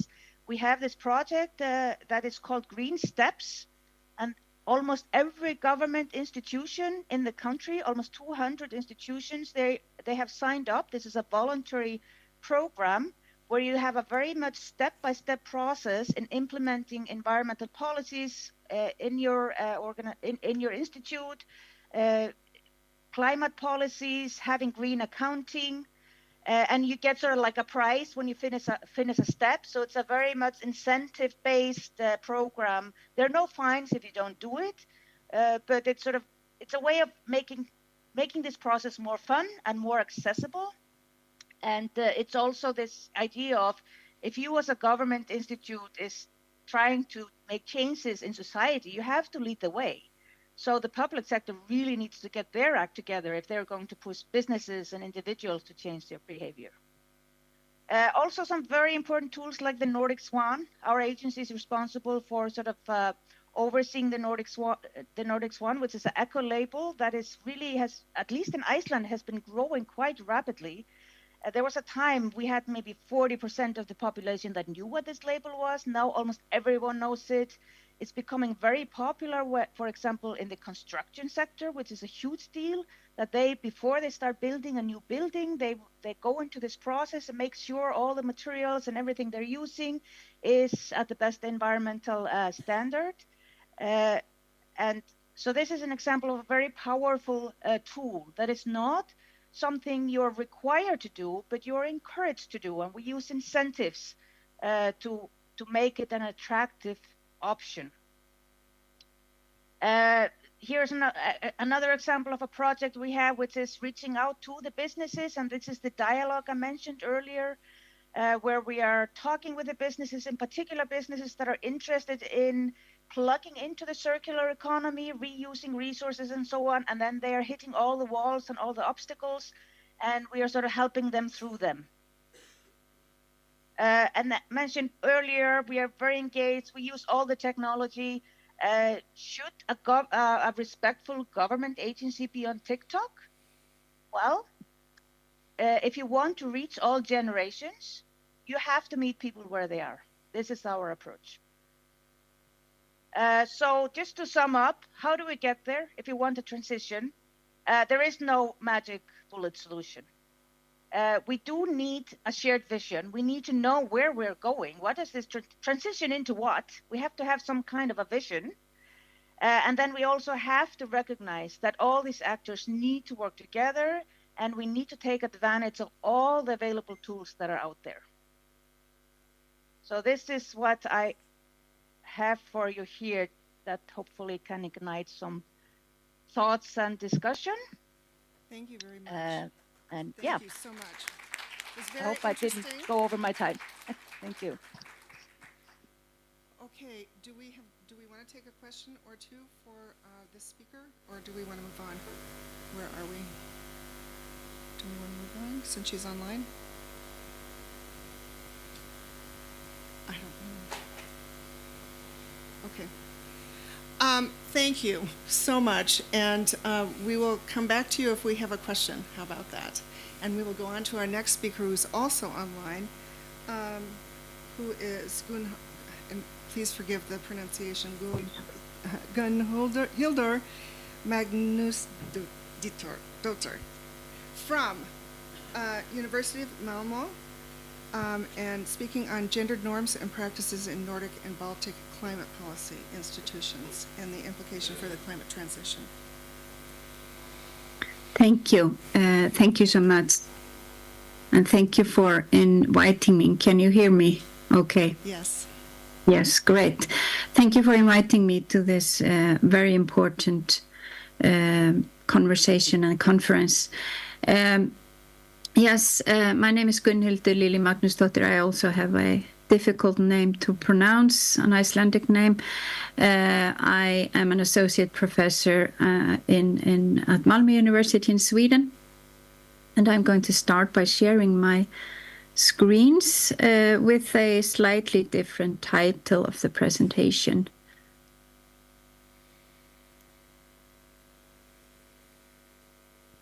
Okay. Can you see it? Okay. So this is the title, or we can say that what I have been focusing on in my research for the past 10 to 15 years are what I call climate institutions and their role in transformative and just climate politics and policy. I have recently started, or just this month, I just started a project, a Nordforsk project that runs from November this month to 2027. And that project is the title of the presentation, Gender Norms and Practices in Nordic and Baltic Climate Policy Institutions. This is a project that I'm not going to go into any details because we just started 2 weeks ago, but this is a large collaboration with scholars from Sweden, Lithuania, Finland and Iceland. And the aim of this project is to study how gender equality is understood and practiced in all the Nordic countries, and also in all the Baltic countries, in their climate policy institutions, meaning governmental authorities. And we also aim to support or with strategies or tools that we intend to develop the implementation of inclusive climate strategies. So this is an entirely new project, but I've done research on this, as I said, for over a decade, focusing primarily on Scandinavia and in particular Sweden. And we can say that what the baseline is really is what we can call a crisis discourse. And this is a quote from the feminist scholar Cynthia Enloe. This is not this is not about the climate crisis, this is about the COVID pandemic. But in this poly-crisis era that we live now in, with wars, climate change, and other crises, I think this captures very, very well what is needed for a green and just transition. It is an intersectional thinking, meaning that we are not all in this together, and we are not all equally affected, and we are not all we are not all in the same boat, really. So this is the baseline really for my research, which I want to talk about when it comes to climate institutions. So before we move on, I want to say a few words about what I mean by climate institutions. Well, first of all, my focus in my research has been on formal institutions, primarily the Scandinavian governmental authorities, but also the EU Commission, and a little bit on the UN, and how these formal institutions, how do they recognize and understand social factors such as gender in their policy making.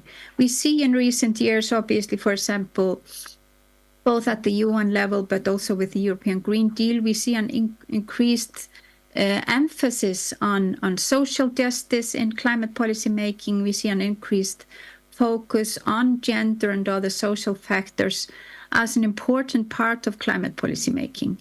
But that's the rhetoric. What we are, or I and my partners are more interested in is the everyday policy making, tying to what Eidur was talking about. So we focus on the formal institutions, but we also focus on what can be called informal institutions within these governmental authorities. We focus on institutional norms, the people behind the documents, the civil servants. For example, what is their educational background? Does it matter whether they come from natural science or social science? And what kind of a knowledge they have, and what kind of a knowledge they bring in their everyday policy making. And we also have done research on institutional culture within different organizations, because institutional culture also matters, meaning that what kind of a knowledge is deemed relevant. We also think it is important to focus on climate institutions. They matter because they frame and develop climate policies. We can say that they have the epistemic power in climate politics, because climate politics have been framed as something scientific, which they are to some extent, where expertise is needed. Climate institutions, I would say, are also important because they have the power to distribute resources and invite stakeholders, for example, from industries, social movements, but also individuals, interest organizations, to the table to share their knowledge and experiences. Also, very importantly, is that climate institutions, they not only produce knowledge, but they historically have reproduced certain type of knowledge. They have historically been very focused on economic solutions and technical solutions, and this has created a certain path that I will talk about a little bit more later. I probably don't have to mention it in this context, in this setting, why it is important to focus on the global north. But I want to say still a few words about that, because when it comes to gender and climate change, there has historically and understandably been a very strong focus on the global south. And to put it simply, there has been this simplification of focusing on or equating gender to vulnerable women in the south without agency. This is obviously a simplification and very problematic, but I think it is also important to focus on the global north, not only because the global north has a historical responsibility when it comes to climate change, but also because states and their governmental authorities in the global north, including in the Nordic states, their actions can become normative, for example, within the European Union, but also within the UN, where other states may and do to some extent follow suit. But most importantly, when it comes to the global north in this context, I think is the fact that states, the Nordic states, for example, they are rich industrialized states that have the resources to become green, decarbonized welfare states. They have the resources to lead the green and just transition. So this was a little bit about climate institutions. Why are they important? I want to say a few words just to give you some conceptual framing. Okay, why are the institutions important and what have we been looking for in our research? Well, we can say that the starting point has been to some extent the representation, a little bit what Einar was also talking about. And here I can also mention democracy. We have done research on, for example, does it matter whether we have a gender balance within different ministries in Sweden, Norway and Denmark, and in their governmental agencies? Does it, for example, lead to gender-sensitive strategies if we have female experts? To put it very simply, no, it doesn't necessarily do that. It's far more. It's not that straightforward. You can't just add women and stir and expect to get gender-sensitive strategies. But we have, in our research, and scholars in general have moved beyond this gender binary when talking about gender and climate change. We need an intersectional lens, really, because gender is just one factor that needs to be taken into consideration. But when it comes to representation, I think it is enough to say that it's a matter of democracy. What kind of a knowledge is included and which voices are included? Because in democratic countries, governmental authorities and agencies, well, we can say that it might be seen as a sign of democratic deficit if there is a lack of inclusion of different voices. And related to this discussion about representation are two key concepts from the institutionalist scholarship that we have used. What we can say, and Einar mentioned this business as usual. Governmental authorities, which we have looked into or done our research on, they show these tendencies of wanting to do business as usual. There is an institutional resilience which is difficult to work with. A path has already been set, and there is some sort of a path dependency based on previous experiences and previous decisions that have been taken within these institutions. This may, for example, mean that technical solutions and economic solutions that have already been taken or have already been proposed for many, many years are seen as more appropriate than taking in new, more people-centered approaches. And this is obviously changing, but what I'm mentioning this because this can be seen as an obstacle for the civil servants that work in these organizations, meaning that technology and economy are sometimes seen as something neutral and not political, while gender, for example, and class approaches are seen as something more sensitive and political. And this is related to what has been called the stickiness in decisions taking within governmental and other authorities, meaning that there is a limited room for innovation. There is, because you're constrained by your previous choices. And climate change, we can say, has this stickiness. It has been framed as something scientific and elitist. That is the historical framing of climate change, which is obviously changing gradually and, maybe a little bit too slowly. So this was a little bit about the concepts that we have been using. Then I want to give you just examples of the research that has been done on how governmental authorities, how do they work with and understand, for example, gender. This is an example or from two studies that we did over a decade ago. And I'm not going to go into any details. This has been published in at least 2 articles that you see here on the screen. But what we saw a decade ago we have seen progress here. A decade ago, when we did the research on governmental authorities in Sweden, Norway, and Denmark, what we saw was that there was gender balance in the institutions, but that didn't lead to any gender inclusion. There was a gender blindness. Gender wasn't visible in any policy documents, and there was a huge uncertainty among civil servants in how do we actually do gender, even though all these states had been committed to gender mainstreaming for decades when this study was done.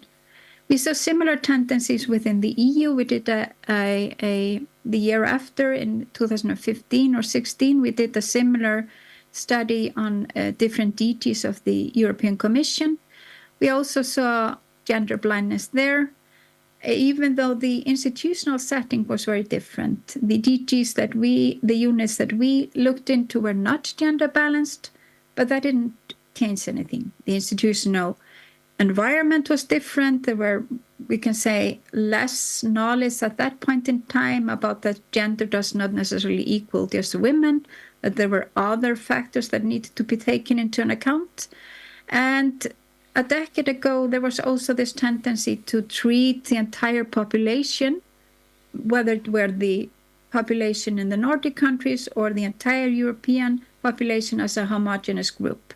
But we know now that a lot have changed. Obviously, there is a different kind of thinking today, with this increased emphasis on climate justice, on different needs of different groups in society.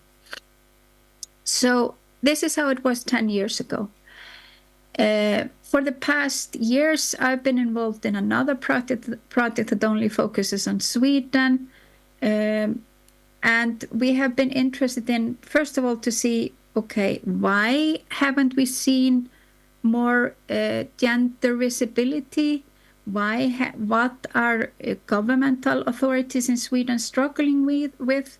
And what are the main institutional challenges?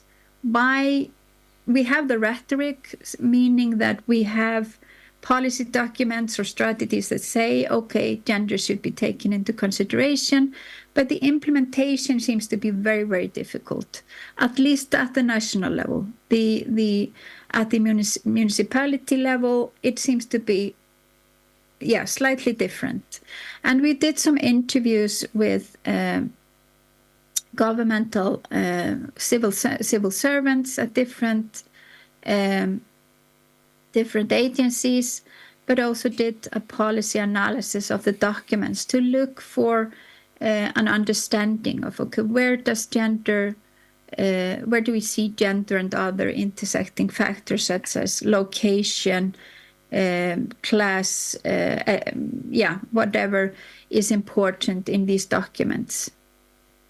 And just to give you an idea of what the civil servants are struggling with, here are 2 quotes from interviews that we did that show kind of the tension between on one hand, civil servants are obviously they have their educational integrity, so to speak. They are there as experts. They are concerned with the credibility and legitimacy of their authority. And that's on the one hand. And on the other hand, they also feel that, okay, we have the expertise, we get our mandate from the government, but it's up to us to judge what is needed to be done. So we might have to move beyond what the government mandate says, or in a sense interpret the governmental mandate differently, than the government might have intended. So there is a tension between being seen as an activist within a governmental agency and following the governmental mandate. That's something that we saw in many of the interviews that we did. Just to sum this up, the results from the research that we have done so far, very, very briefly. And we can say that we see that there are different institutional obstacles. And one of the institutional obstacles that we see is a norm that we could call ecological modernization. This very strong belief that the economy and the transition can go hand in hand. And this is also a question about values. What kind of a society do we see for our future generations? Are we going to continue on the same path, meaning that we cannot make any economic sacrifices, or they should be very limited?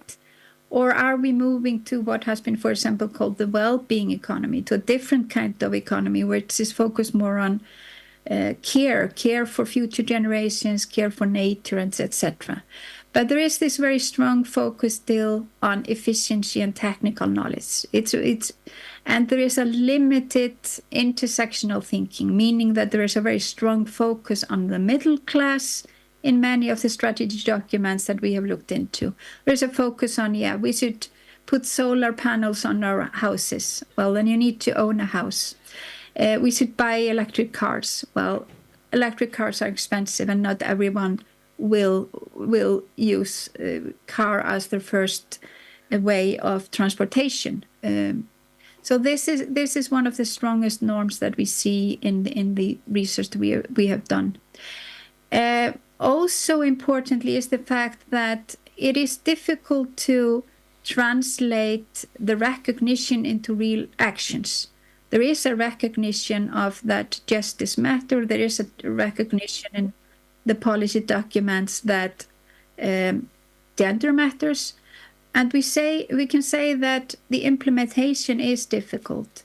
And this is similar to what has been said, for example, about the feminist foreign policy, which Sweden launched and then dismantled in 2022. That it is really, really difficult to do equal climate policy. And finally, since I'm probably out of time, I want to mention this very strong norm, or 2 points maybe, that there is this very strong norm that good governance is somehow neutral and technocratic. Otherwise, you might lose your credibility and legitimacy. Urgency is also important here, as Eider also mentioned. We don't have the time. And when we are in this crisis mode, there is a time pressure on civil servants. And that makes it even more difficult to include a new kind of knowledge and new approaches, because that takes time. And that might mean that some civil servants will continue on the same path, doing business as usual, because you're under a lot of time pressure. And that is related to this institutional resilience, really. And final point is what we see at the governmental authorities that we have looked into, is that there is some sort of an institutional layering sometimes. You have existing policies that have a very strong techno-economic focus, and then you intend to just add gender or add justice on top of existing policies. So gender, for example, becomes a parallel process. You might have one gender expert working at a certain authority, and that expert might be quite isolated. And then that expert might be called in to add a layer on top of existing policies. And that is obviously that is not going to work. It requires, as Either also mentioned, it requires more systematic change than that. How am I on time? Have I gone over time maybe? Yeah. Okay, then I'm going to stop here and look forward to more conversations. Thank you so much. Let's see. Okay, welcome to the panel again in our place here in Narva. I'm going to put in a quick introduction to the program and this panel. So can you put my slides up? Somebody? Thank you. There we go. So again, I'm Mette Brogdon. I'm a professor of practice for human rights practice programs at University of Arizona. I teach graduate students, and I teach them at NGO and at CSO's Advancing Human Rights.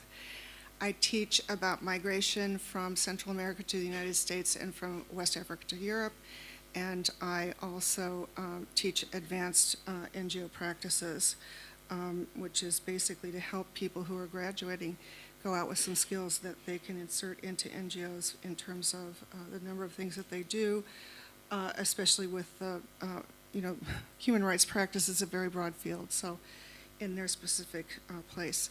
So one of the things that I ran across earlier is a quote from J.R.R. Tolkien in The Fellowship of the Ring, where Frodo and Gandalf are talking to each other, and Frodo says, "I wish it need not have happened in my time," and Gandalf says, "And so do all who live to see such times."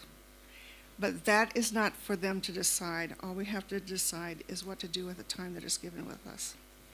So next slide, please. How do I do this? How do I advance? Thank you. So just to put in context the issue of human rights, when the UN was established at the end of World War II, people were very interested in coming together and trying to set some principles down, aspirational goals and principles down.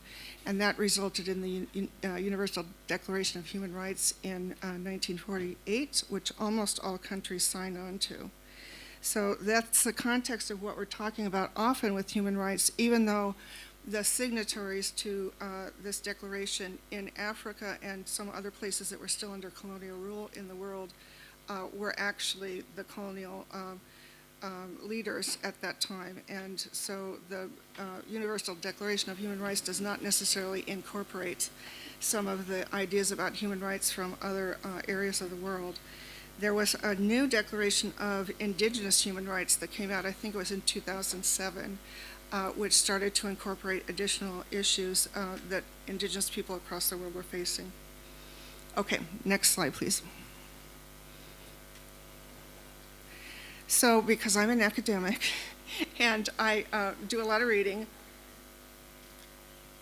this is Donna Haraway, and she was a professor at UC Santa Cruz, and she's an evolutionary biologist. And she says in her book, Staying with the Trouble, that we live in mixed up, disturbing, troubling, turbid times, and we have certain tasks to take care of because we live in those times. And those include her list that's on the screen. We have to become capable of response with each other in all of our bumptious kinds. So that means across continents and countries, and also across species. And to make kin in lines of inventive connection, a practice of learning to live and die well with each other in a thick present. And we are certainly in a thick present at the moment, and we do have to learn how to live and die well with each other. To make trouble, this is the human rights advocates amongst us, to stir up potent responses to devastating events, to settle troubled waters and rebuild quiet places. And this is the salutogenic human rights practice side, which I work on. And then staying with the trouble requires making oddkin. We require each other in unexpected collaborations and combinations in hot compost piles. In other words, we become with each other or not at all. Next slide, please. So I spent a lot of time working with students about how to address wicked problems. And wicked problems have a number of characteristics. They're not easily solvable. They are not solvable by policy alone. They are changing. You can have sudden things that happen. In fact, I did an entire national policy dialogue in 2000 to work on proactive species conservation to be led by the states. And on the morning of September 11, 2001, we were there to, we were getting on the plane to go and present the results of this year-long policy dialogue, and then go to Congress for funding, and of course, we never got off the ground. So you can have things intervene that completely upend things. Nevertheless, in 3 of the 6 regions where we worked on specific endangered species and endangered ecological systems, the people in the region had been to the workshops and decided that they could do it without the funding from Congress, and they went ahead and did it anyway. So it's thinking together in very effective ways can be helpful. So it can't just be solved with policy alone. It really does take people at the grassroots and in communities and in states. Next slide, please. This is Vinciane Desprez, who thinks of other beings, humans or not, and I highly recommend her work to you as well. And she really, pioneered the idea of polite visiting, where she expects interesting things to happen if you are respectful and asking the questions of all the people that you're trying to interact with. Next slide, please. Then we have, these are the human rights practitioner questions that I have our students go through. They have to be asked in order. So if you are dealing with a wicked issue, you ask, what is this? What's the phenomenology of it? And what are the systemic and structural issues that are holding it in place? Then how did it come to be like this? In other words, how did we get here? And it's not just how did we get here in the last 5 years, it's the deep history of how we got here. So for those places that are impacted by continuing colonial and neo-colonial practices, you really have to go back to how did all that get started? What's the trajectory? I was hearing path talk. This is what I'm talking about. What's the path we're on? And how do we bend it towards justice? So can it be changed? That's the issue of can it be bent toward justice? Which means you have to see, are there case studies of other places in the world that have done it other times on Earth that have done it differently and better? And then if that is the case, then you know that there's evidence it could be done differently. It's not just, a systemic things that always ends up in the same place. And so then you start asking the question of how can it be changed? And that's the salutogenesis question. Go on. Next slide, please. So I think that salutogenesis often starts with an individual observing and participating for a long time in a place and thinking what to do, what to do, what to do. Next slide, please. And so, see where at that, okay. So it does require a vision. That's why oftentimes it's an individual who is thinking and thinking and thinking in a different way and coming up with some idea, and then they go start talking to people about it.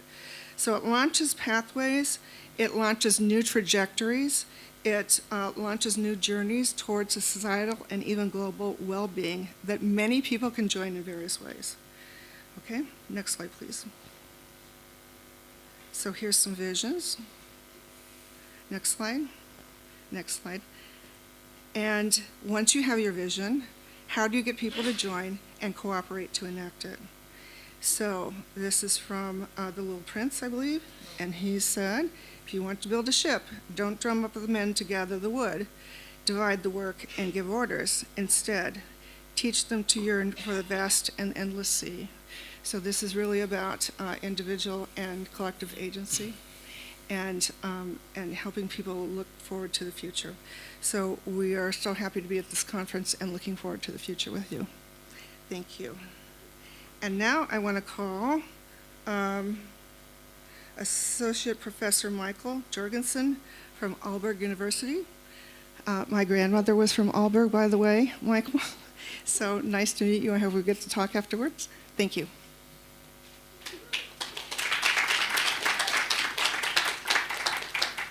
So, could we get my PowerPoints? I don't see them there.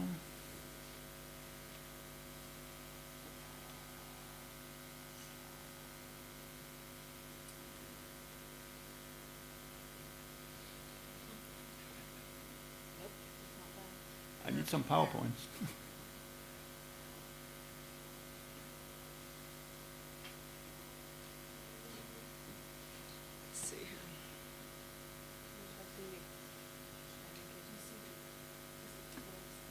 It's not there, at least. My slides are not there either, so that's So maybe it's the wrong bunch. No. Nope.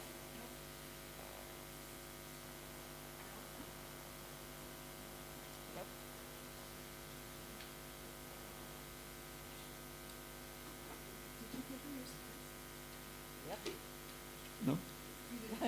Wait, yeah, they are. I don't know where. Basil has them.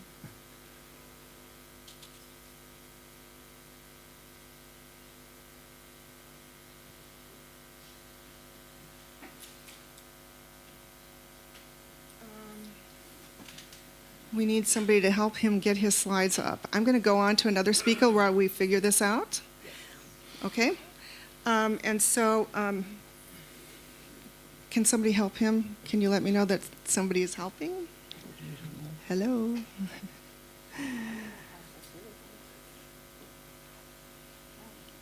Okay. Very good. Well, hopefully somebody will be helpful in finding his slides, and we will get them up for the next presentation after him. So I'm going to go to Ellis Vollemer, who is the head of the Center of Renewable Energy at Estonian University of Life Sciences. I have the same issue. My slides are not in that folder. Okay. So, Okay. I know that Vasily got them. All right. So let's take the next one. The next and, one. And circle back later. Okay. Estonian experience in green and just transition, impact on civil society. Kertu? Yes. Very good. Okay. And you want to use this, don't you? Yes. Luckily, I don't have any slides at all, so. Yay! Okay, thanks. Just a speech, so hope you'll bear with me. So, good morning, everyone. As it was established, my name is Kertu Laherand, and I work as a just transition advocacy expert at the Estonian Green Movement. It is a pleasure to be here today to discuss Estonia's journey towards a greener, fairer future. I will provide a brief overview of our experiences and the challenges we face in this transition. Estonia is no stranger to transformation. From its rapid digitalization to its rise as a tech-savvy, resilient nation, Estonia has consistently demonstrated an ability to adapt. Today, the global urgency of combating climate change calls for yet another transformation, one that moves beyond economic growth to embrace environmental sustainability and social justice. While Estonia has been lauded as a digital pioneer and a model of innovation, the green and just transition presents a far more complex reality. Estonia aims to achieve carbon neutrality by 2050, in line with EU targets. The journey towards this goal must address the economic and social realities faced by communities dependent on traditional oil shale industry in Ida-Virumaa, which is the only just transition region in Estonia. Since the launch of the European Green Deal, various events have occurred, heightening both the urgency and the legitimacy of pursuing these goals.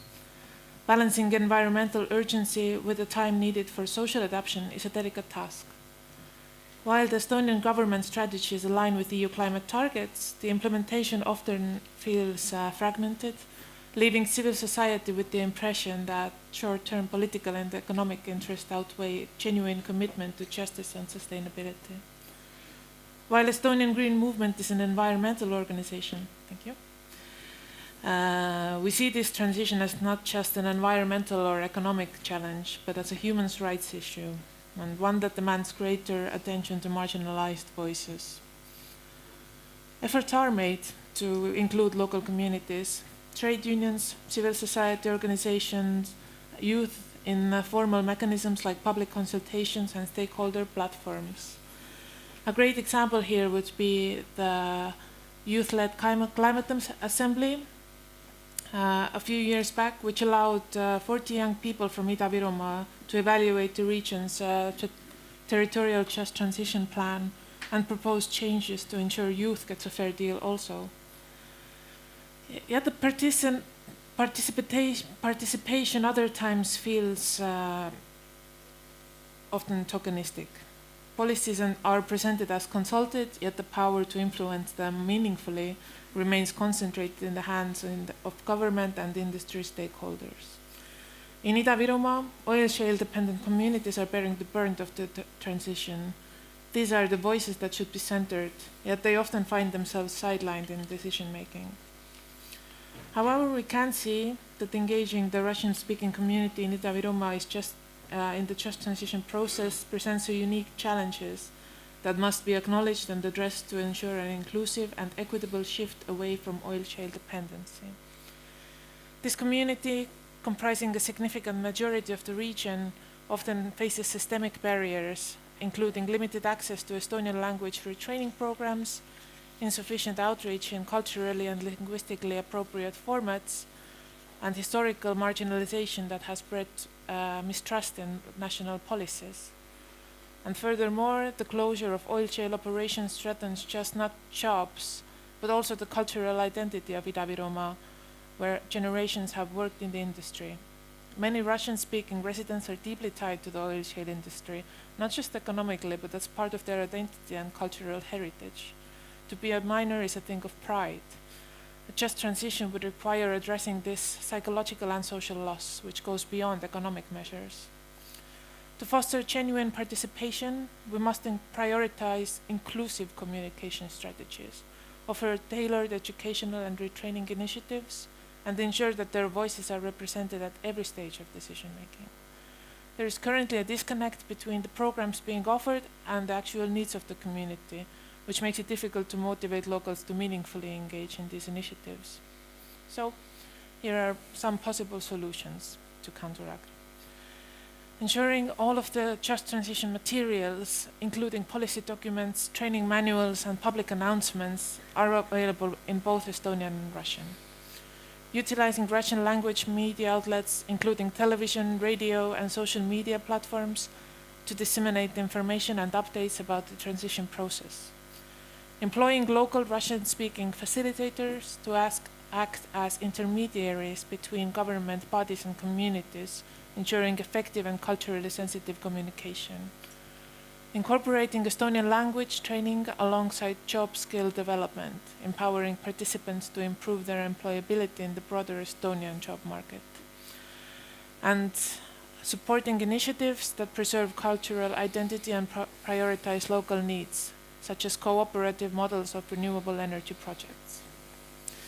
Estonia's approach to the Just Transition Fund does illustrate an effort to integrate environmental and social dimensions, but the success of these measures will depend on effective implementation, transparent governance, and continued engagement with the impacted populations. Civil society will continue to push for a transition that is not only green, but just also genuinely just, one that upholds human rights and ensures that no one is left behind. So let us commit to holding ourselves accountable, to questioning the narratives of success and to building a future that is both sustainable and equitable. Thank you.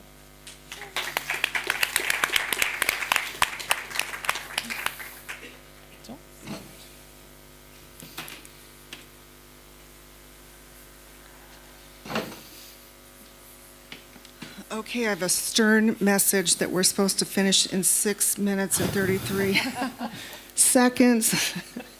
So we'll see how that goes. But we will do our best to be sort of time efficient.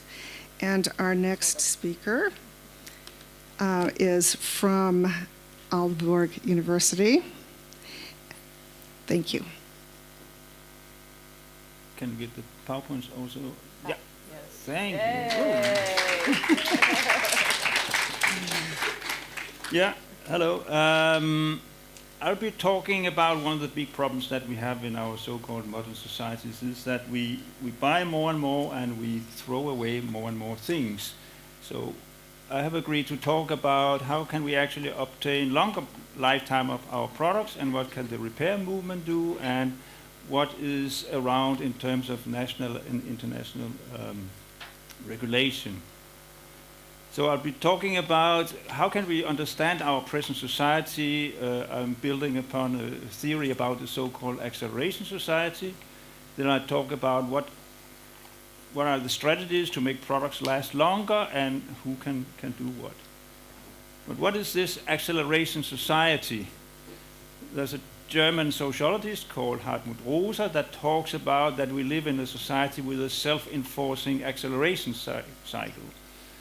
On the one hand, things become produced and distributed and transported faster and faster. New products come faster and faster. We have robots, big ships that can transport things quite fast, cheap labor. Trousers, there are no holes here, but now holes are very modern, or the telephones change their color all the time. And of course we could don't mind about that if it wasn't so that all this technological acceleration actually also make us change our norms and values all the time and wish for other telephones, trousers with holes, trousers without holes, new shoes, etc., etc. And at the same time, we also, with all these opportunities, we feel all the time that we actually lack time. So the important thing here is that we cannot talk that the problem of the consumers is production and consumption that is kind of shaping each other. Now that we are a little in a hurry, I have to go fast through some of this, but very often when we talk circular economy, people talk about that we should just recycle the products. We have been looking into some statistics showing, you see the yellow line there, if we took all the mobile phones and imagine that they were not thrown away, but they were actually repaired and be used again, we could save around 300,000 or 400,000 tons CO2 in Denmark. On the other hand, if they were just thrown in a machine, we could only save 8,000 tons. So there's a lot of energy, a lot of climate impact, so to say, to save if we can make products last longer. And then we jump through this one. When we talk circular economy, and that's quite important, that's a good takeaway message here. First of all, we should look on waste as a lost resource. We should cry every time we throw away a pair of trousers or a telephone or something like that. So the strategy there is to make products, resources move slower through the society. That it's easier and cheaper to get things repaired. We can also reduce resource consumption by narrowing the resource flows. We can share things, maybe not our mobile phones, but then maybe the drilling machine that we don't need every time. And then at the bottom, there's a third strategy where we see waste as a resource. And of course, if there's some food that's not eaten, okay, we could use it maybe for some biogas or animal fodder. But the main thing for many products, including textiles and electronics, is to see that we should make things last longer. That also means that we need to understand why things lose the value. Why are things thrown away? Is it because it's a bad quality that we call mechanical obsolescence? Is it because things are not working together, that the mobile phone cannot work with the new WhatsApp or whatever?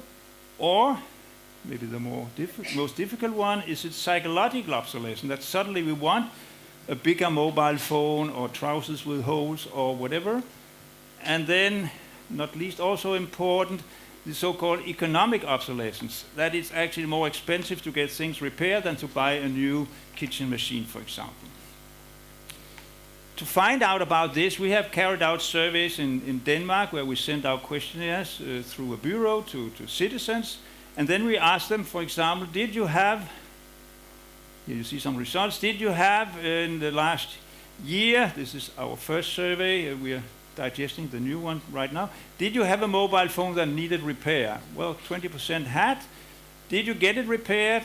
The good story is that half of them was repaired, 45%. The bad story is the other half was not repaired. Even worse it is with the kitchen machines, the toaster, the blender and so on. There's only 1 out of 8 that breaks that is actually repaired. We also ask people, why do you get things repaired? And people are quite honest. They say, well, if it's more expensive to buy a new thing, I get it repaired. And why did you not get it repaired? Because it was more expensive to get it repaired. And then some products you can't even repair.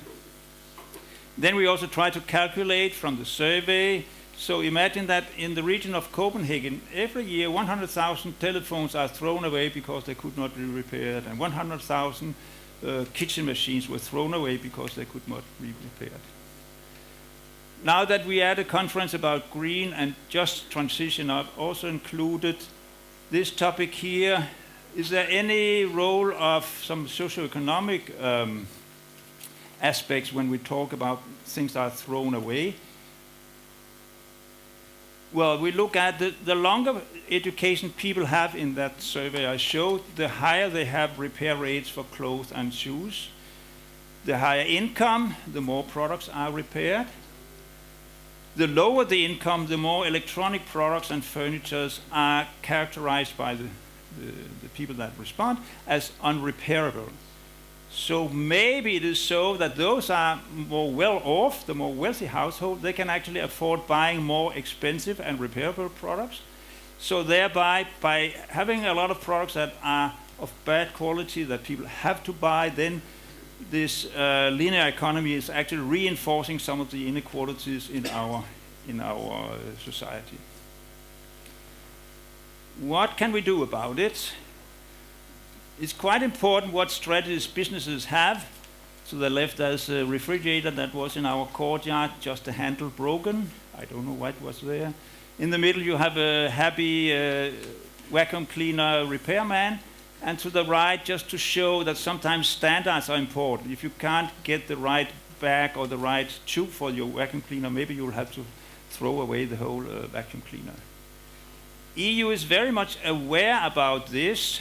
But the problem with EU regulation is there's sometimes a lot of words and not so much action. The best thing would of course be that products were designed in a good way, so EU has now started talking about that there should be demands for durability, reusability, etc. of products. And now they have started slowly making guidelines for product group by product group. Next year there will be some, not that bad, new rules for mobile phones, so they have really understood now what are problems with mobile phones. They should be robust. You can drop it from 1 meter. The battery can take 1,000 charges and so on and so on. So it goes slowly. The type of demands are quite interesting, but it takes a long time before they agree in those working groups about what should be the next demands.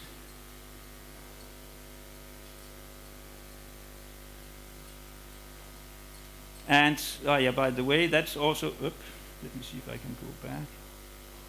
No, I can't. Okay.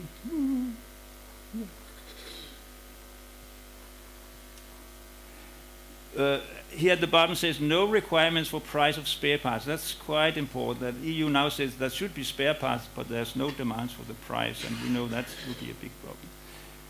The next thing EU is focusing on, that is it should be more affordable to repair products. So there's now coming some rules that all the EU member states should have some common rules for repair of household products. They actually call it right to repair, but when you look into the text, there's no right to repair, but there's a right for you to get to know what the repair would cost. So again, the EU is marketing something that is not really there. I have to jump this, but some EU countries are more ahead than EU actually. To the left you can see how France, for example, are giving subsidies for repair. Sweden have a VAT reduction. Some places in Germany and Austria give actually also subsidies for the citizens if they get something repaired. But sometimes civil society becomes impatient and start their own activities. So here, for example, from Copenhagen, but we see them all over Europe, repair cafes where citizens volunteer to help their fellow citizens to repair something. And they collect data, so sometimes they are actually able to say, for example here from the Danish repair cafes, which of these brands are worst to repair or which are the best to repair. So here civil society again really plays a role now that businesses not always make good products. The European repair movement is a quite strong movement. There are more than 200 organizations that make nice critical documents about why is the current state of right to repair not good enough. And the last thing is that given that we actually throw away a lot of things, there's also possibilities to create jobs and have some of these products being used again, maybe after having been repaired.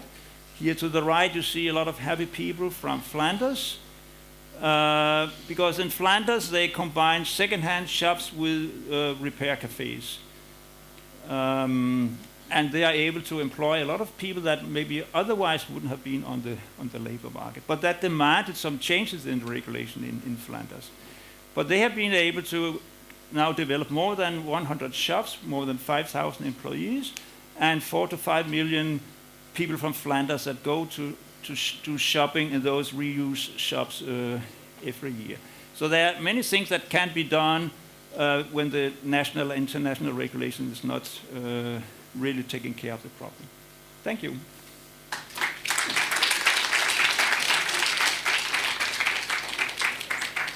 Okay, thank you very much. My Danish grandmother would be rolling over in her grave to learn that we're not going to have a coffee break.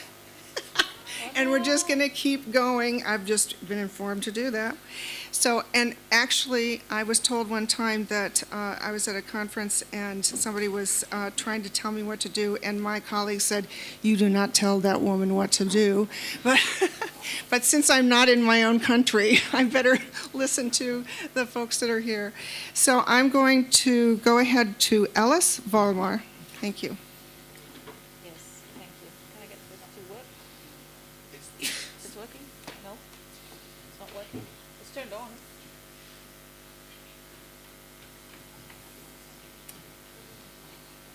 It's difficult to talk. It is on. I don't know. I did for that older. I can also try to talk in a very loud voice. I'm from university. I've gotten used to students, trying to get them to hear me. So now, if the microphone suddenly turns on, then you're going to all get ear damage. Sorry. Oh, now it's working. Okay, awesome. Thank you. So I'm Alice. I work in 2 universities, so I wouldn't be bored. In Tartu, actually, in Estonia University of Life Sciences, where I lead the Center of Renewable Energies, and I also work in University of Tartu, where I'm part of an international work group that coordinates activities to support green transition in Estonia, as well as other Central and Eastern European countries. So just to go very briefly, because we're way over time, and I have been sitting here waiting really to get to talk to you, I want to focus today on how the just transition, with the emphasis on the word just, energy transition, and the sustainable development goals go hand in hand. As we have heard yesterday and today as well, the UN Sustainable Development Goals actually do connect to a lot of the topics, but they are not talked about very much. We heard in the previous session that some of the Nordic countries really take them seriously, but not others.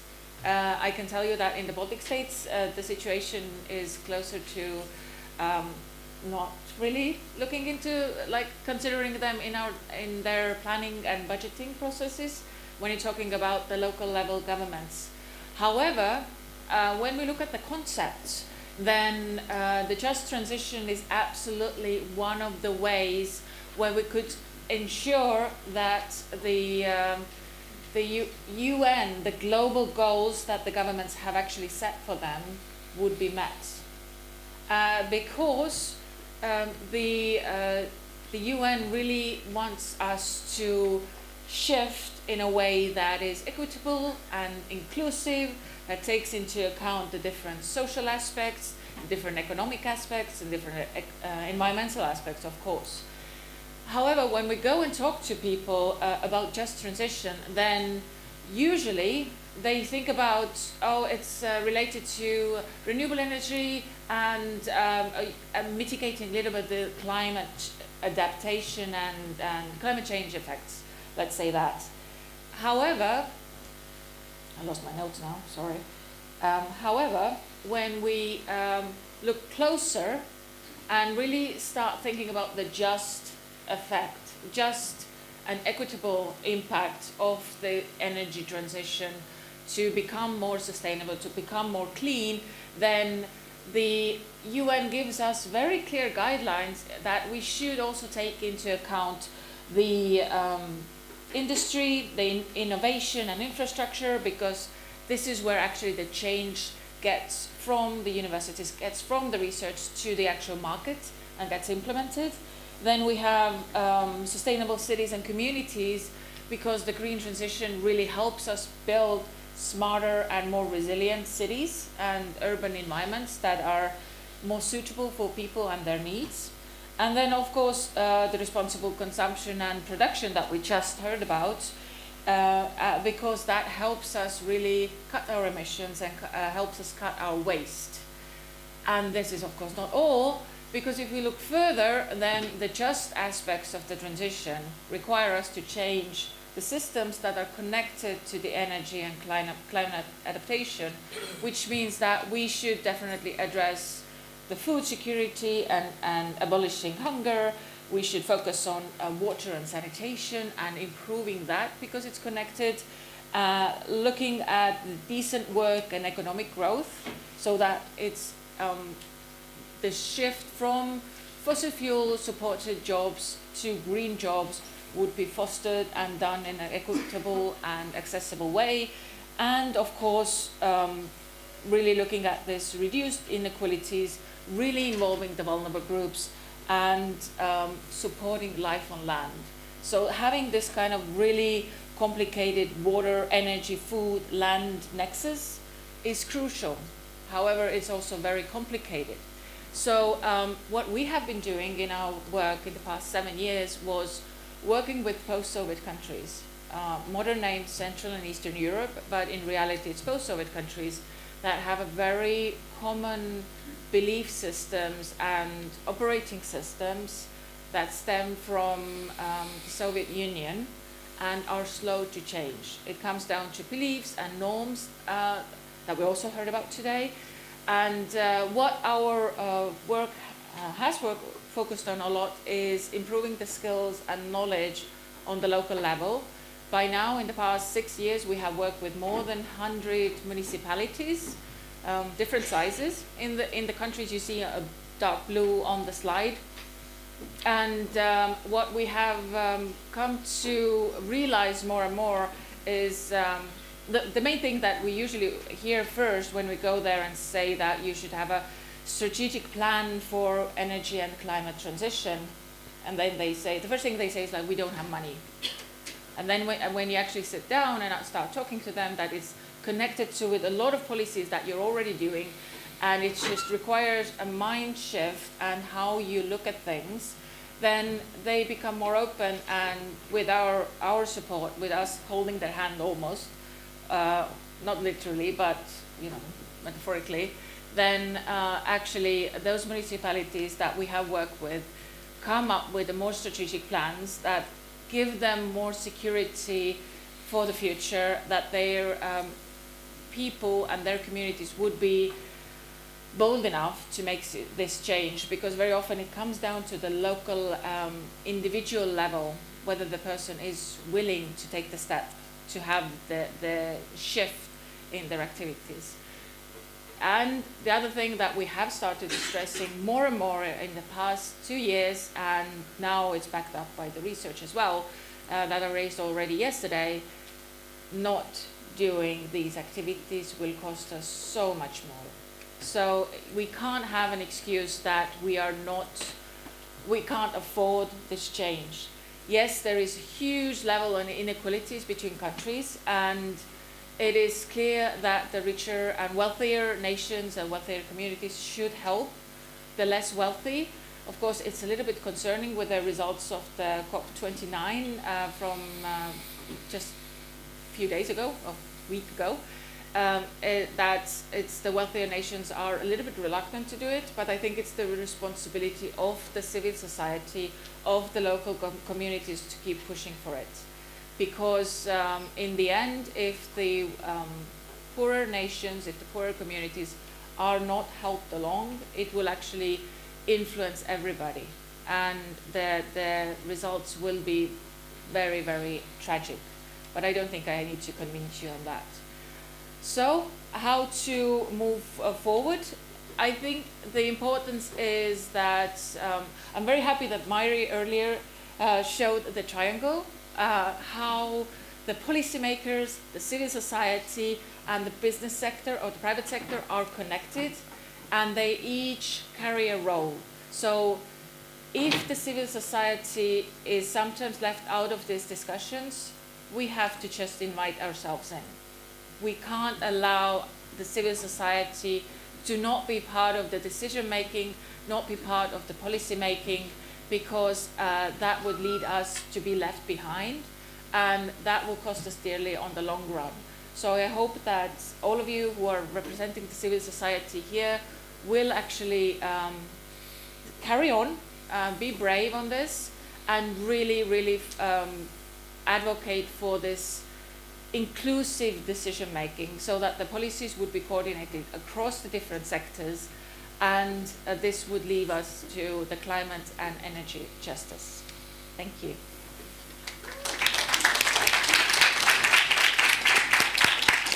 Very nice. Thank you so much. I'm going to call, I'm sorry, we're just moving right along. I'm going to call Rashid Idrisu from Barcelona, Spain, and also Salah Ghana for his presentation on climate change and the green and just transition through human rights. So there we go. Thank you. Hello? Yep. Yeah, so good morning to everybody. Yeah, well. Is his, go ahead, keep Yeah. talking. I think Can you it's hear? working. Yeah. Yeah, yes, I can hear it. So I'm just gonna, talk about climate change, green just transition through human rights in West Africa and then in Spain. And Australia have also asked me to share my thoughts, my vision about what the human right is. And actually, we've been 76 years now about human rights, and then we still haven't integrated into the moral values of the human rights. So I don't know what we are still working about. Yeah, so I'm a migrant from West Africa, or from Ghana to Spain, and I experienced a lot of, the movement is the one? Okay, all right. So this is the map of Ghana, and where I really come from. I'm from the Savannah region of Ghana, very close to the national park.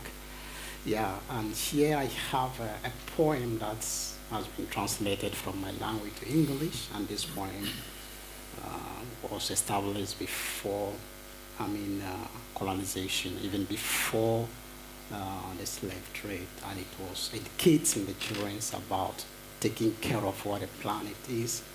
And we have in our native language, the Saole, which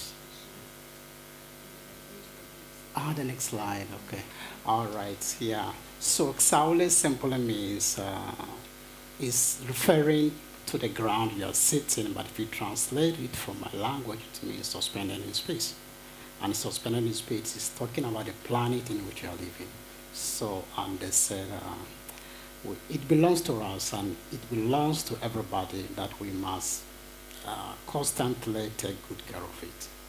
And it arrives to our time as an obligation to take care of it. And strange things that come out of it, we should not excavate them. If we do, it will scare each and every one of us.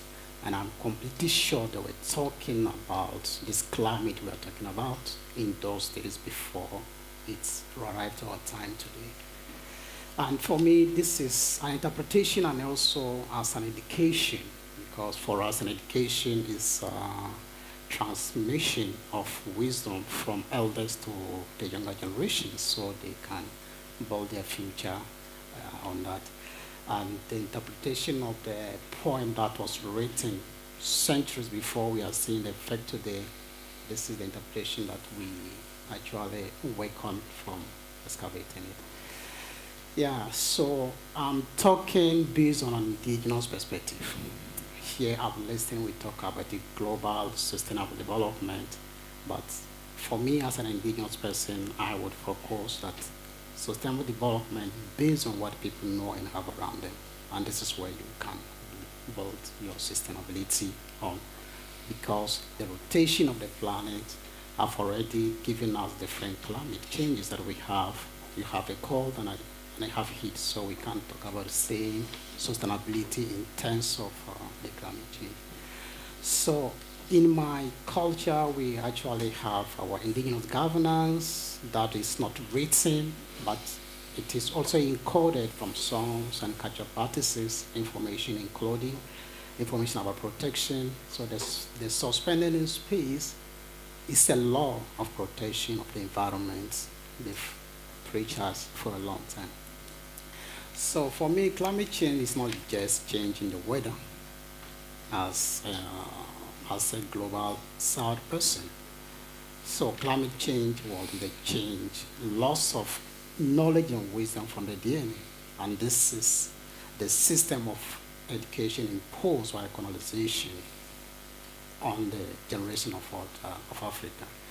So it makes a person loss of knowledge and then change it in his or her entire being. Okay. Yeah, it causes you migrate.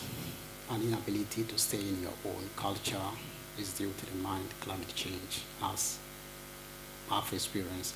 So this cultural disconnection, so we need to reconnect this culture so that we can also build a sustainable from where we actually came out from.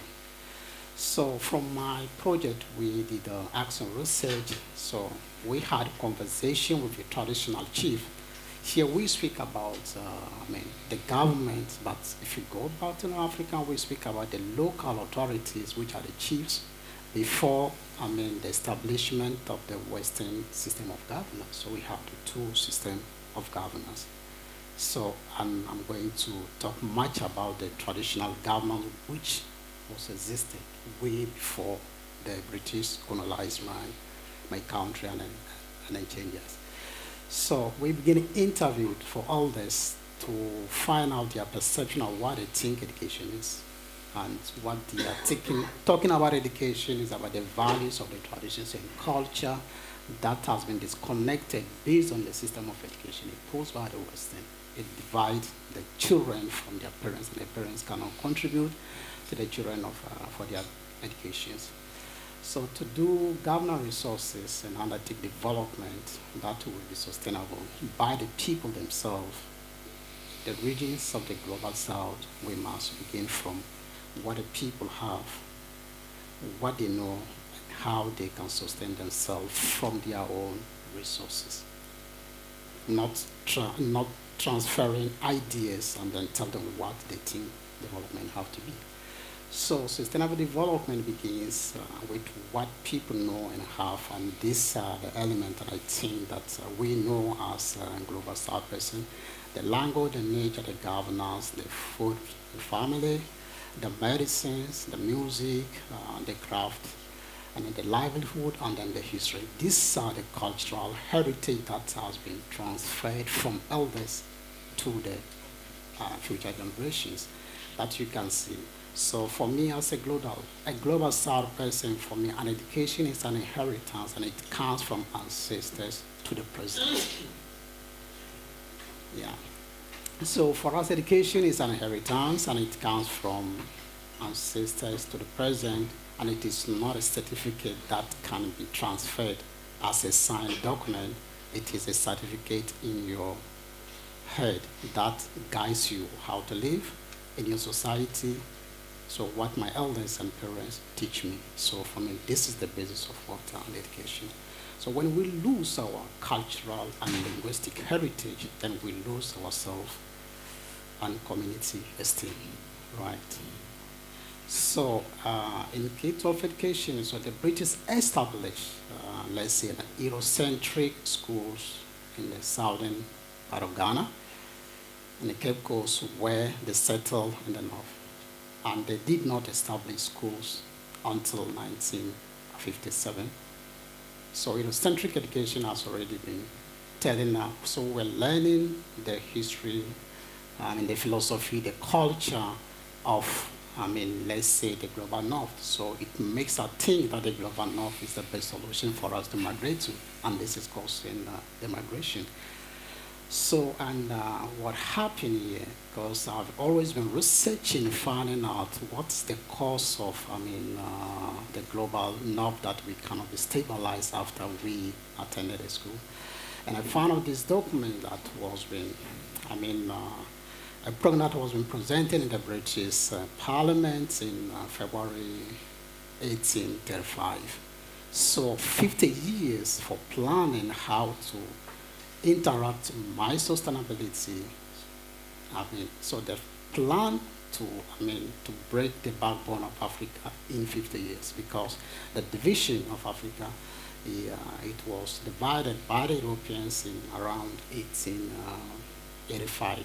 So if they're planning from 1835 to 1885, so that's 50 years in planning how to destroy it. It has already been stated that I propose that we replace the old and ancient education system, a culture, for if the Africans think that all that is foreign and English is good and greater than their own, they will lose their self-esteem. So we lose our self-esteem because it has already been planned and then invaded and changed the concept of education, and then we cannot find development for ourselves. So absent indigenous education, because they only learn about European and then Western. So young people look for Western jobs instead of looking for, indigenous and a local job in the community. But we don't have those jobs, even though we learn about the Western philosophies in our schools. Yeah. So this is my professor, which I would say is an indigenous professor of, I would say, natural science, wisdom, and linguistics, but he didn't attend the Western school. So he taught me the concept and also taught me the history of a language, how the language was being formed. So through what I learned from him in 2 years, then I tried to establish an institution called WIAD, which is World Institute of African Cultural and Traditions, where people like him have the chance to share their wisdom and knowledge to the generation that is coming after. Yeah, so our project, so we are working towards a resilience project, because all the trees and plants that we have, their pictures in our K-12 schools are trees and plants that is coming from the British environment. So I was studying and learning the pictures and information about cactus, which I've never seen until I migrated to Spain. So I've never seen a cactus in my life until I got to Spain, but I was studying cactus and everywhere. So it makes our losses, the wisdom to be self-sustaining in our own environment, because we don't learn anything about that. So, and if we don't, go back for interview and research this information, meaning we have a lot of resources, but we don't know how to sustain ourselves And these are native trees that we are replanting them to be sure we bring them because of the medicinal uses and then the food security because we have the wild food. So, and I launched a project called One Tree Many Life, which is because my mother used to harvest fruit from the forest and bring them, which does not belong to nobody. It's a free fruit that they brought them. But through the transition today that more trees has been cut and burning for charcoal and exporting them is destroying the free food that we have. Okay, so this is the cutting tree that has been replaced by the West and give us another one. So this is our project for native tree nursery that we developed in K-12 schools. And I've been listening, we talk about the youth, but we talk about the children. That is why we involve children in our projects so that they become youth already integrated to the province that we want them to become. Yeah, and then this is a book that I developed known as This Is Your Home, and This Is Your Home is a book that I have the copy here that we have made interview with elders who have not been to Western school to get the information they have, and then we developed a book that we can incorporate into the Western education that we have. So international development have struggled to bring ideas for development in local communities, but actually our elders already have ideas, which is not being respected by the West. So I think we have a limit of time. Yeah, so let's have, okay, I have to keep going. Okay, so we are able to begin the changes, a narrative by moving from the terrible things that happens, and to share the riches of Africa. And we are creating a project that I call it the Door of Return to Home and Freedom, that going back to understand how my people live without the need to migrate and why I have to migrate in the same environment that they have lived for many years. And this is the project that I'm working from SEDA and then from WIAT. Thank you, Rashid. I'm sorry we had to rush you. And now we want to hear from Rudy Reyes.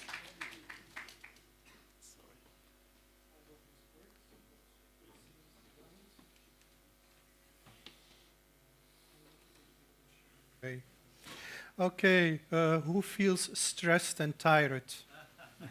So stand all up. Stand all up.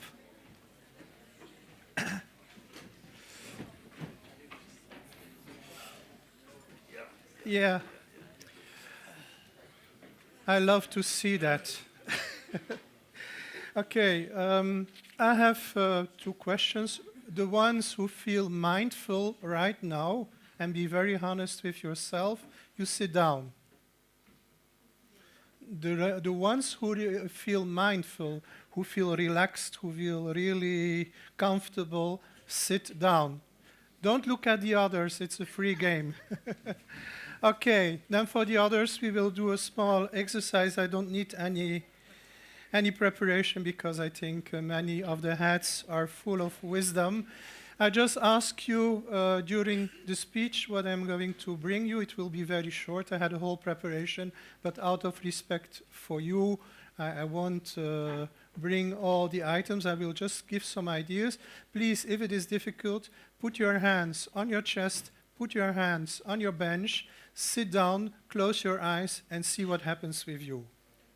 So, voila. And you may close your eyes. You don't have to look at that fat boy standing before you. It's not necessary. Okay. What I wanted to tell you today is we have been confronted many times with institutions and politics and whatever it might be. But the ones I haven't seen asked really towards an involvement are ourselves. So it was very, yes, and this institution is doing this, and this organization is doing this, but what are we doing? Where is our transition?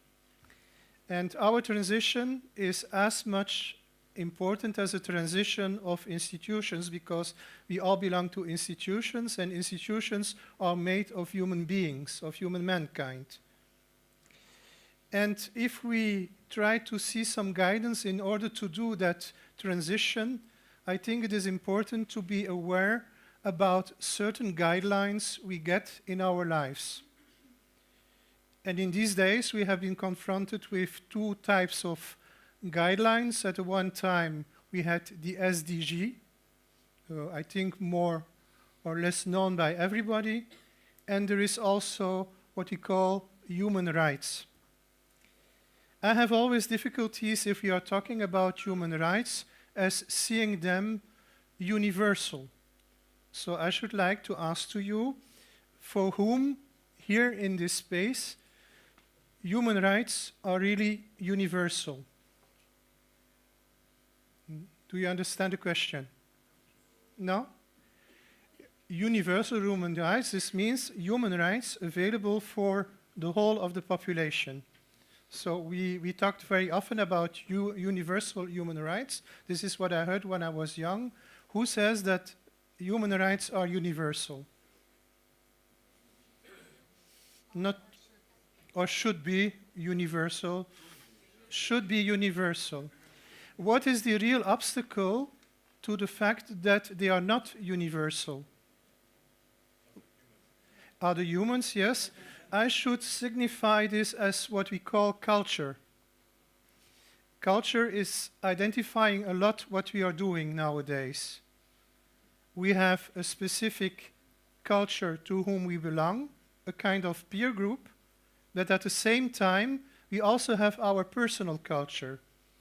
So here we have all individuals together with all kinds of different culture. So if we want to come to a change, a real change, the one who has to make a fundamental option, the one who has to really make choices is me and myself. And then questions as, do we have to think global? Do we have to think local? Do we have to act local? Do we have to act global? Will become a little bit less easier. If we want to come towards what I call a kind of universal understanding of human rights as a guidance to how we have to live, I should like to rather prefer to nature. It's my personal opinion. It doesn't have to touch you. You can take it with you. You cannot take it with you. But very often when we see that things are going wrong with the world and with mankind, if we go to its essence, we come always to the same point. It is sometimes or somewhere related with nature. In Africa, and this I think my friend will recognize, in Africa they say very often, when things go wrong, nature will regulate it. Nature will take care of it. So I think if we want to come to sustainability, if we want to come to a good transition, if we want to come to a real changement, a mental changement, that we have to go back to our roots. And our roots are fundamentally related with nature, of which we are a part. We are a part of nature. So I should like to ask to each one of you today, when you're going out of this room, to reflect what kind of signals nature is giving to us to show that it is going not so good, or to look after solution to get it better. And this will be the fundamental option we have to take. Do we look to the signs coming out from nature, or do we just abandon and close our eyes? I'm going to stop here. I have a lot of other things to say. Two things I want to give you as well. If we want really to change the world, we have to start with compassion, getting towards action. And compassion is not just saying out of empathy, oh yeah, I see it's not going wrong. It is asking from each one of us an engagement. We do something for it. We really are involved in it. We see it as our sake. I said once upon a time I was a philosopher, and I was looking to the sky, and I was philosophing, and I saw a lot of beautiful things. And then there came this guys here, these 10 boys and girls from Belgium, and they made a lot of noise. Even more noise. Yeah. And this noise was a kind of reaction to what I was proclaiming and to what I was saying to everybody. And I fell down on earth and I said, oh my God, what I have done to these people. I let them listen hours and hours and hours to big speeches and to big issues and looking after answers. And finally I found out that the answer was in them and that the answer is in us. And I want to finish here. Thank you very much. So I want to thank all of our panelists. I'm sorry we are out of time and we can't do a Q&A with our panelists, so catch us at lunch. And on to the next. Thanks, everybody. Thank you.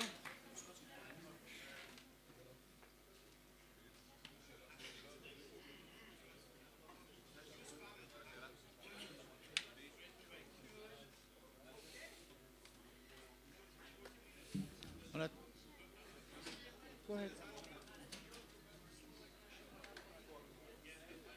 Yeah, we're just time.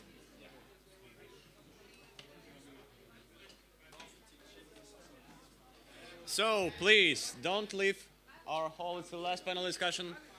We will be strict and short. You have 30 minutes to discuss and then we finish the program. So, yes. Please take your seats.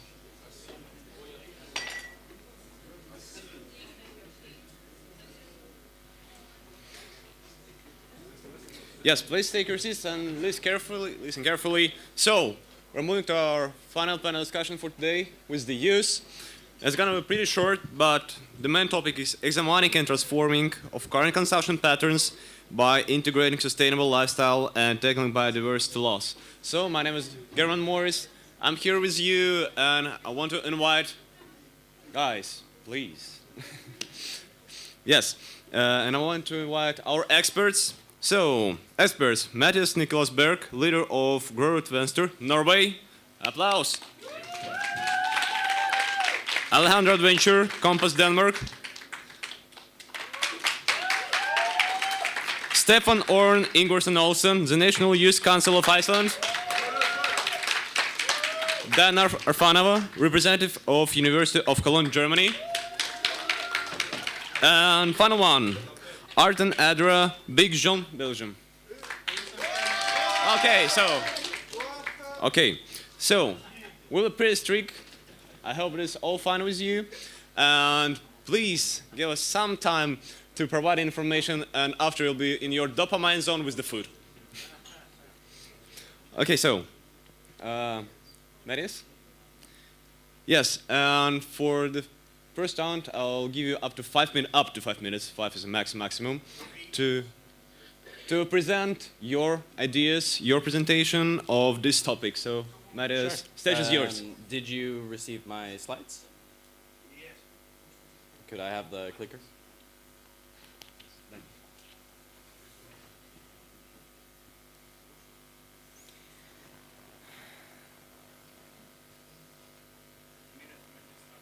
Yeah, the slides, please. Well, I'll just start without the slides. So, I would like to first start off by saying that my name is Matthias Nikolai Berg. I come from the city of Oslo, and I'm here to talk about something which is near and dear to many Norwegians, namely overconsumption and overuse.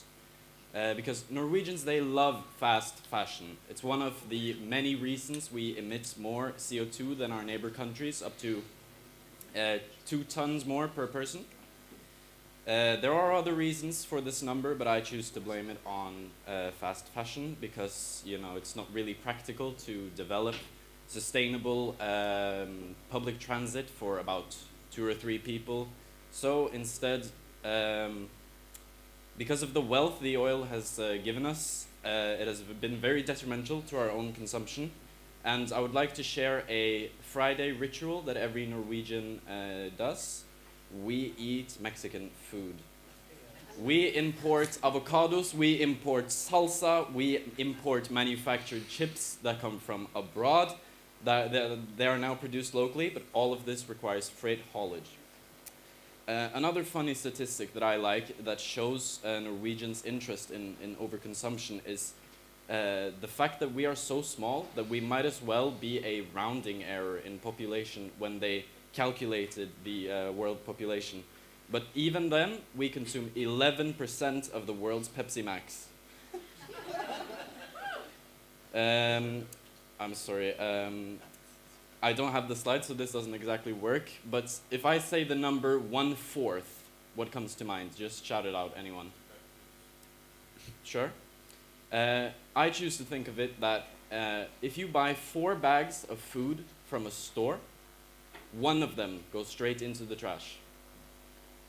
Also, 70%. We are 70% worse at recycling building materials when we construct new projects. And I want to talk a bit about how sustainability is always pitched as something very sexy, something very sultry. It's something that you want, obviously, but why should it have to be framed in this way when you end up feeling that it's not actually expected? It's something you have to look for. Would you let a company sell you something of worse quality that damages either you or the world? For example, the VAT on used items in Norway is the same as on luxury goods, which is 25%. The same as tampons or chocolates. It pisses me off that, for example, this shirt is taxed the same as a bottle of cognac. I want to talk a bit about greenwashing, because in January of this year, the Petroleum and the Energy Ministry renamed themselves to the Energy Ministry. Yeah, obviously this is bullshit, and it's obviously a clear attempt at greenwashing, because oil unfortunately gets such a bad rap these days. And the same for Equinor, Norway's largest company, our oil producing company. Before it used to be called Statoil, and Statoil means, well, state oil. So now, instead of just being called Statoil and being honest about what they are, they invest in 1 or 2 like token renewable projects, and then they want to go drilling for oil in Svalbard or Lofoten or the Barents Sea and destroying ecosystems.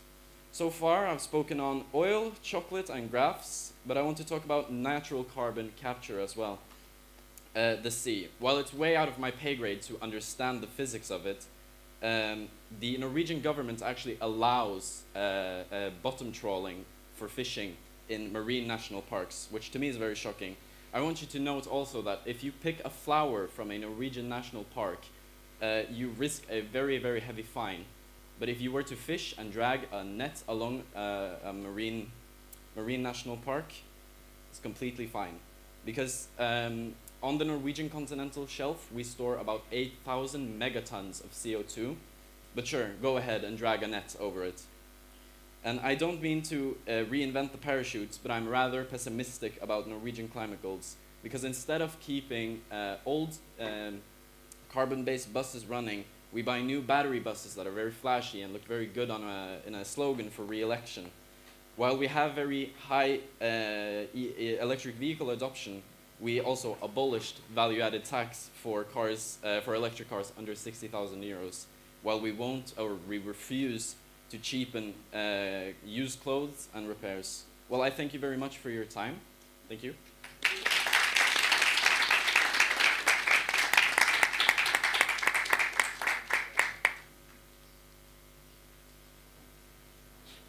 Yes, Alejandro, floor is yours. Yes. Does it work? Okay. Yep. Hi, my name is Alejandra.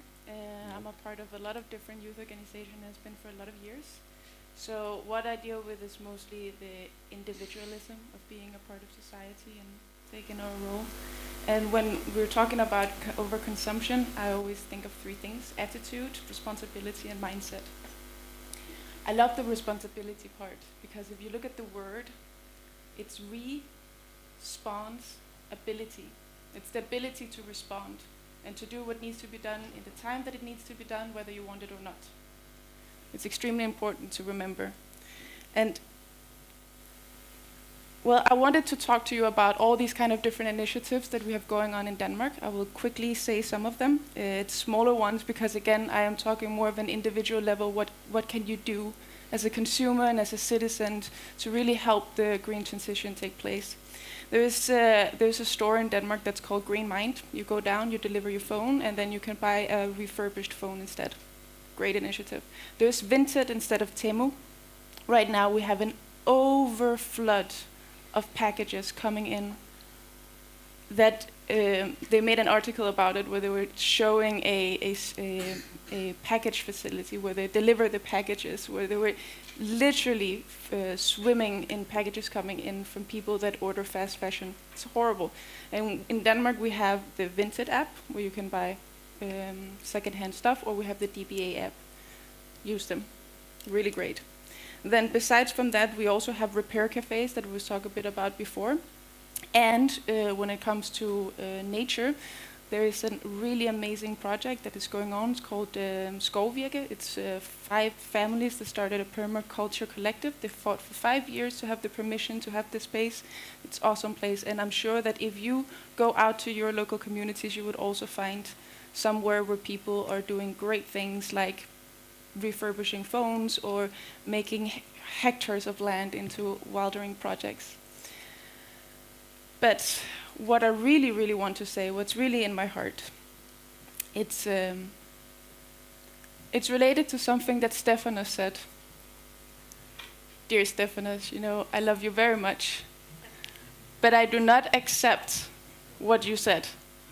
You said that the future is the burden of youth. And if you plan to be here tomorrow as well, you are just a part of that future. Unless anybody of us decides to go to the other side after lunch, then we're all a part of the future. And please stay with us, because you are one of these people that has inspired me to be here today, because it has been damn hard. And being around in many, many different parts of the world and meeting a lot of young people doing a lot of incredible things have really encouraged me a lot, but it also left me in a long, terrible depression, because the world is really, really a complex and chaotic place. And it's thanks to the thing that brought me down that also brought me up again. Because you can't really throw a stone, I shouldn't use that term because you shouldn't throw stones, but you can't throw a stone without hitting at least 5 people doing incredible things. And a lot of them are right here, right now, and they are all from different age groups. So please, elder generation, don't leave us. Come with us, because we're going the same direction.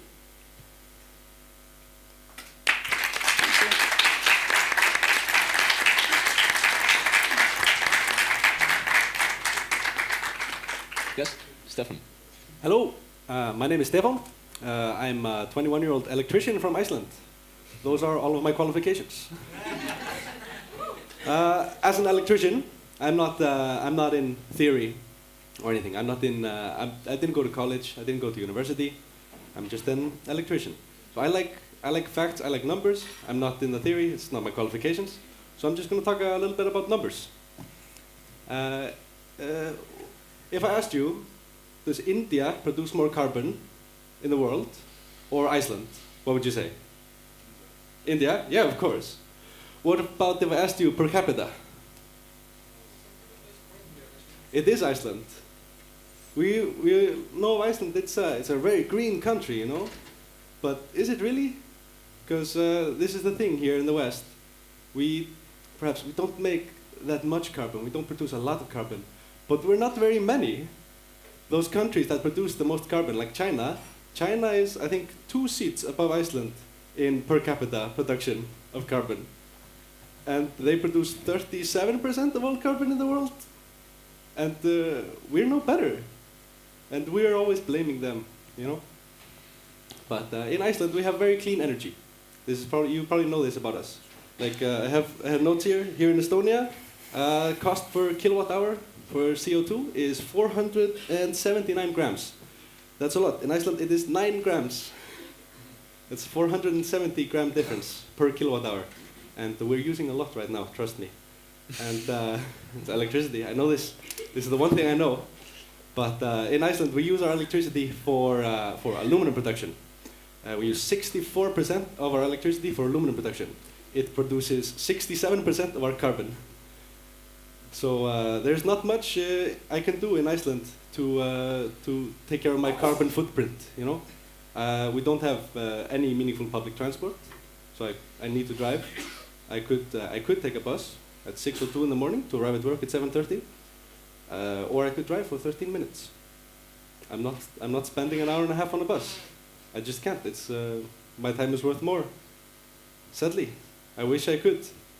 But so then we have the rest. Like counts for 15%, I think, public like private transport. Then we have airlines.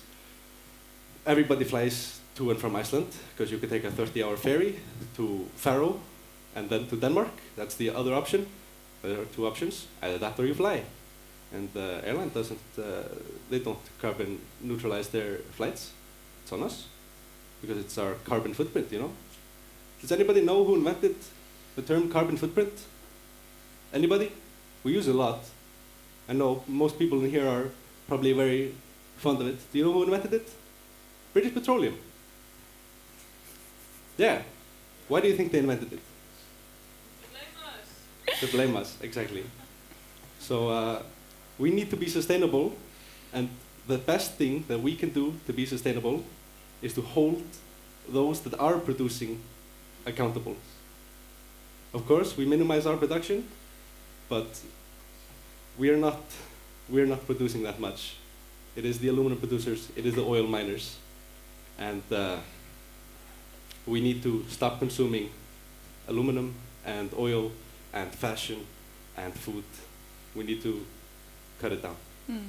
That's my message. That's what the numbers tell me. It's the only thing I can read. Thank you.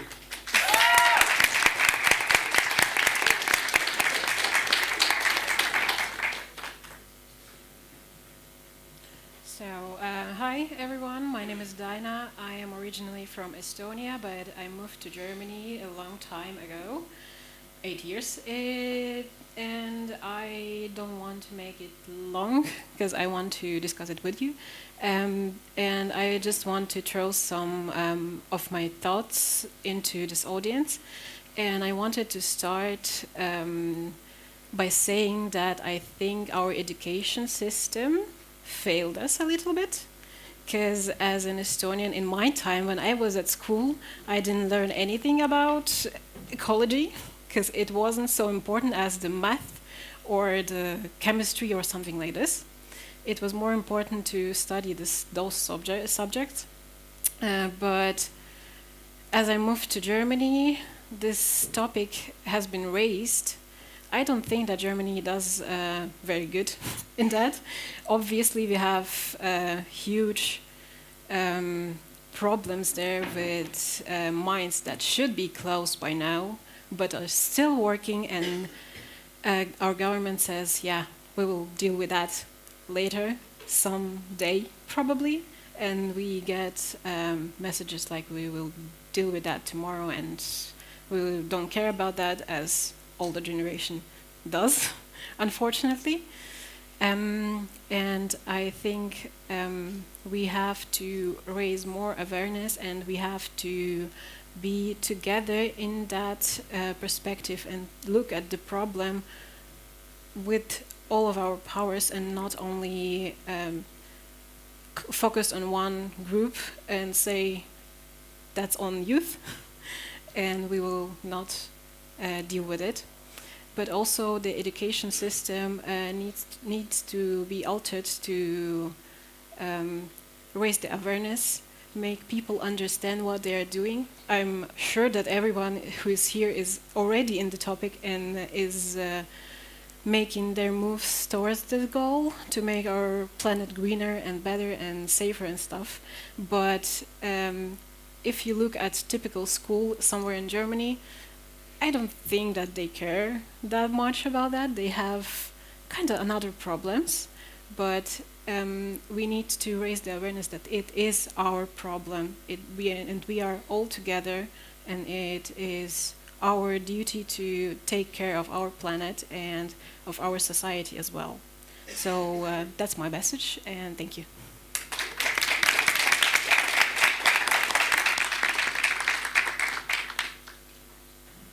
All right, hello everyone. I was not introduced, but my name is Elisa.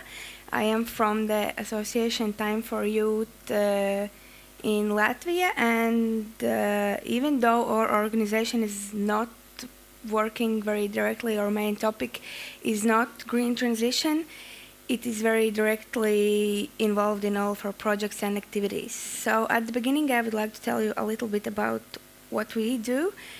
We work with youth participation increasing, so basically we try to include young people in the decision-making processes, many international and local events and so on, and of course all of this also does include green transition. Another main topic of ours is work with social risk youngsters. We offer mentoring for them, as well as many group events, which basically allows us to see a very important way to look at the green transition problem from its root. Many young people, especially social risk, who may spend their days trying to solve some more serious issues, trying to get on in school and so on, they don't even know the basics. For example, how to recycle. They have no idea what is good consumption, what is environmentally friendly lifestyle. And from our perspective, it's very important to try to show those young people how they can actively learn and try to be more eco-friendly. We include many eco-friendly activities in all of our projects. For example, we organize daily youth activities, forums, discussions, workshops, and so on, where young people can discuss about the basic things. We teach them how to recycle in our activities. We show how to be more eco-friendly and so on, which in a way allows to solve the bigger problem in a way, because the young people see how they can do better. We integrate these eco-friendly topics in all of our projects and all of our activities. For example, by organizing, sorry, I don't have my presentation, so it's a bit hard for me to follow all of this, but basically, yeah, I will open it up here at least so it's a bit easier. As an organization, we also participate in many international and local events that are in regards of this topic. For example, we participated in the Regeneration Week event in the Åland Islands, which was about young people fighting for climate justice, putting their perspective out there, as well as Level Up, which was an European level event in Brussels, where young people could also express their opinions about the topic of environment and so on. It's very important to pay attention to all the small details, even if we are not focusing just on green transition. For example, we offer greener travel options in all our events. We try to offer people to go by bus, not by plane, because as someone already mentioned previously, planes do cause a lot of carbon emissions and so on. And in this way, we not only do that, not only buy the youngsters bus tickets, but we also explain them that this is more eco-friendly. This is a way how you can also try to help the planet.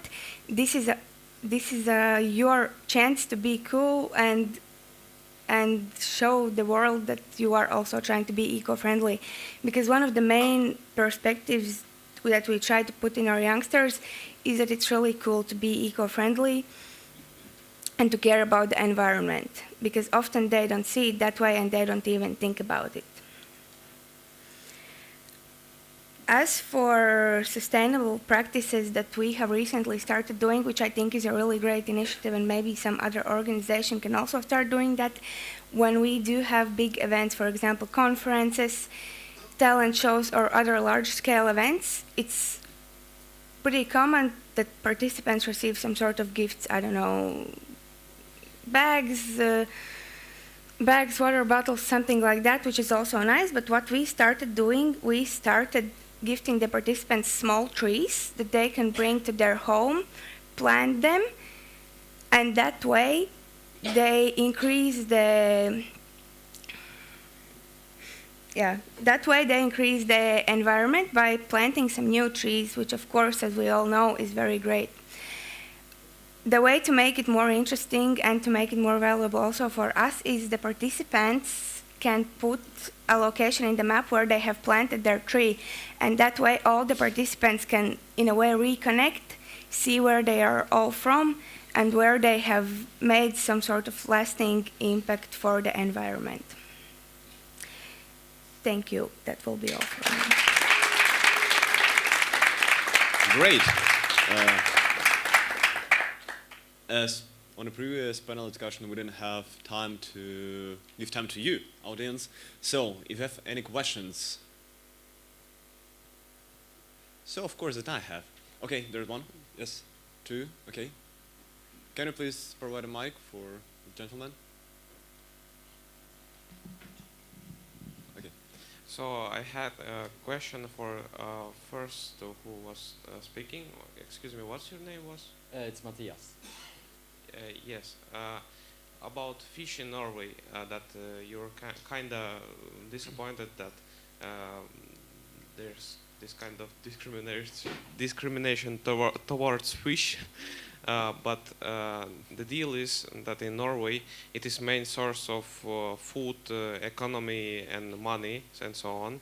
So they basically have to all the time catch fish and so on, but they have very little of environment and trees and flowers, and that's why maybe they do like this. What do you think about this? Well, obviously, fishing is a full-time job for people in Norway, and but for me, the problem arises with the fishing method, not the fact that you are catching fish. Obviously, we have done for thousands of years, but it's this bottom trawling is an especially harmful, especially for the bottom layer of because it goes all the way down to the bottom and it takes everything with it, and that's where most of marine CO2 is stored. It's actually stored in the bottom, in the sediment and the mud. And when you disturb it, it gets released and it goes back up into the atmosphere. There are other less harmful ways to fish, like, for example, I don't know how you say it in English, but it's a long line and you have several baited hooks. And then you fish like that instead of just dragging everything with you. Thank you. Yes. One more question. Yeah, just in connection with what we were just saying right now, this is universal. It's like the consequences of this kind of fishing, which is dragging everything down, it destroyed, first of all, the environment of the seas. And in my case, for example, I'm from Senegal, and most immigrants from Senegal arrive in Spain because they don't have fish in the seas. And because the country signed an agreement with the EU in 2019, they renewed it, and finally European ships arrived there, and the local doesn't, they lost whatever they can, they can fish in the seas, and then they finally take their small boats and they migrate to Spain, and EU. Instead of saying, okay, let's try to change things, what they have done, this is a very case of the contradictions between the reality and it is a incongruity, right? Because EU European Union is saying that we have to do a green transition, we have to go through a global justice and whatever, but he is signing agreements with poor countries, allowing European companies to go, working in the waters of poor countries, Senegal, Mauritania, and Gambia, and also supporting these countries with a lot of money to block migrants to come to Europe. So this is, I think it would be very interesting, so you young people, to try to go also in that direction to say, okay, what is happening there? What is European Union is doing in this international context, signing some agreement with poor countries and allowing European companies to go in these lands, in these countries, in this territory to destroy the local way of living, the local way of consuming, as you say, is very important. Why we have to import food from Mexico or from these countries when we know that we have a substitute of this food in our environment or close to us. And this is very interesting. And your panel is very, very nice, and then I learned a lot from you. And then this like to say, okay, we should have start from here, because there is a huge difference between what you heard yesterday and what you are saying. It's like wonderful. And then congratulations, and keep doing the good job you are doing. And I don't have question for you because I'm very, very happy with the content of your contribution, all of you, okay? And this is the signal that something is moving down there. Keep just doing that. Sorry, we don't have time, so, and for the No, last... I believe she had her hand up first, and I think she should be allowed to ask her question. Okay, Yes. okay. So, only one, that we have zero waste shops, we have sustainable things, and maybe it's question, maybe it's just my idea that these places are focused in sustainability so much that I can't afford it as a normal person with small salary. And yeah, what do you think about it? I mean, of course, it's reusing what we have is the best thing we can do right now. Of course, we want to stop producing and reuse as much as we can, and this is the only way that we can do that. I see. Yeah, but it also, I think, it also comes with a change of mindset that we need to take better care of our things to begin with. We need to maintain them for a longer time, and also if you do use things that are used before, they're usually less expensive. But when you say sustainability, what do you mean exactly here? Are you talking about? Sustainable, I mean that if it's some food, that they focus on sustainable growing and everything. And if you want to focus on it, but you don't have money for it, so it would be also great to focus on having zero waste shop where you can buy also like normal food that is produced not so great, but you don't need to use plastic and everything. Or having same things in some shops and everything. So yeah, it's just my idea. Yeah, definitely. Well, one thing that it's in Denmark that's actually not so well known is that organic food doesn't mean it's sustainable, because you're still, as you do with the ocean bottom, you're still taking all that CO2 that's gathered in the earth and you're digging that up, even though that you're doing it organically. So that's not really a sustainable way forward. So when we're talking about sustainability, we have to also be very clear about what kind of sustainability is it that we're referring to. Is it an economical one? Is it an environmental one? Is it a social one? And here it would, in my opinion, be a more economical one, because organic produced sells better and to a different clientele. But it's not actually sustainable in the long run. Maybe we should invent new words, just like we have done with so many other things. That's what the youth brings a lot to the table. It renews and reorders. Maybe next time we should start with a youth panel.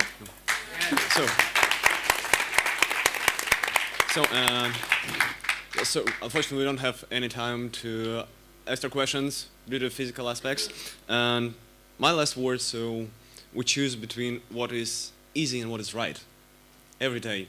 And if we don't want to ask ourselves in the future, what have I done? Who am I become?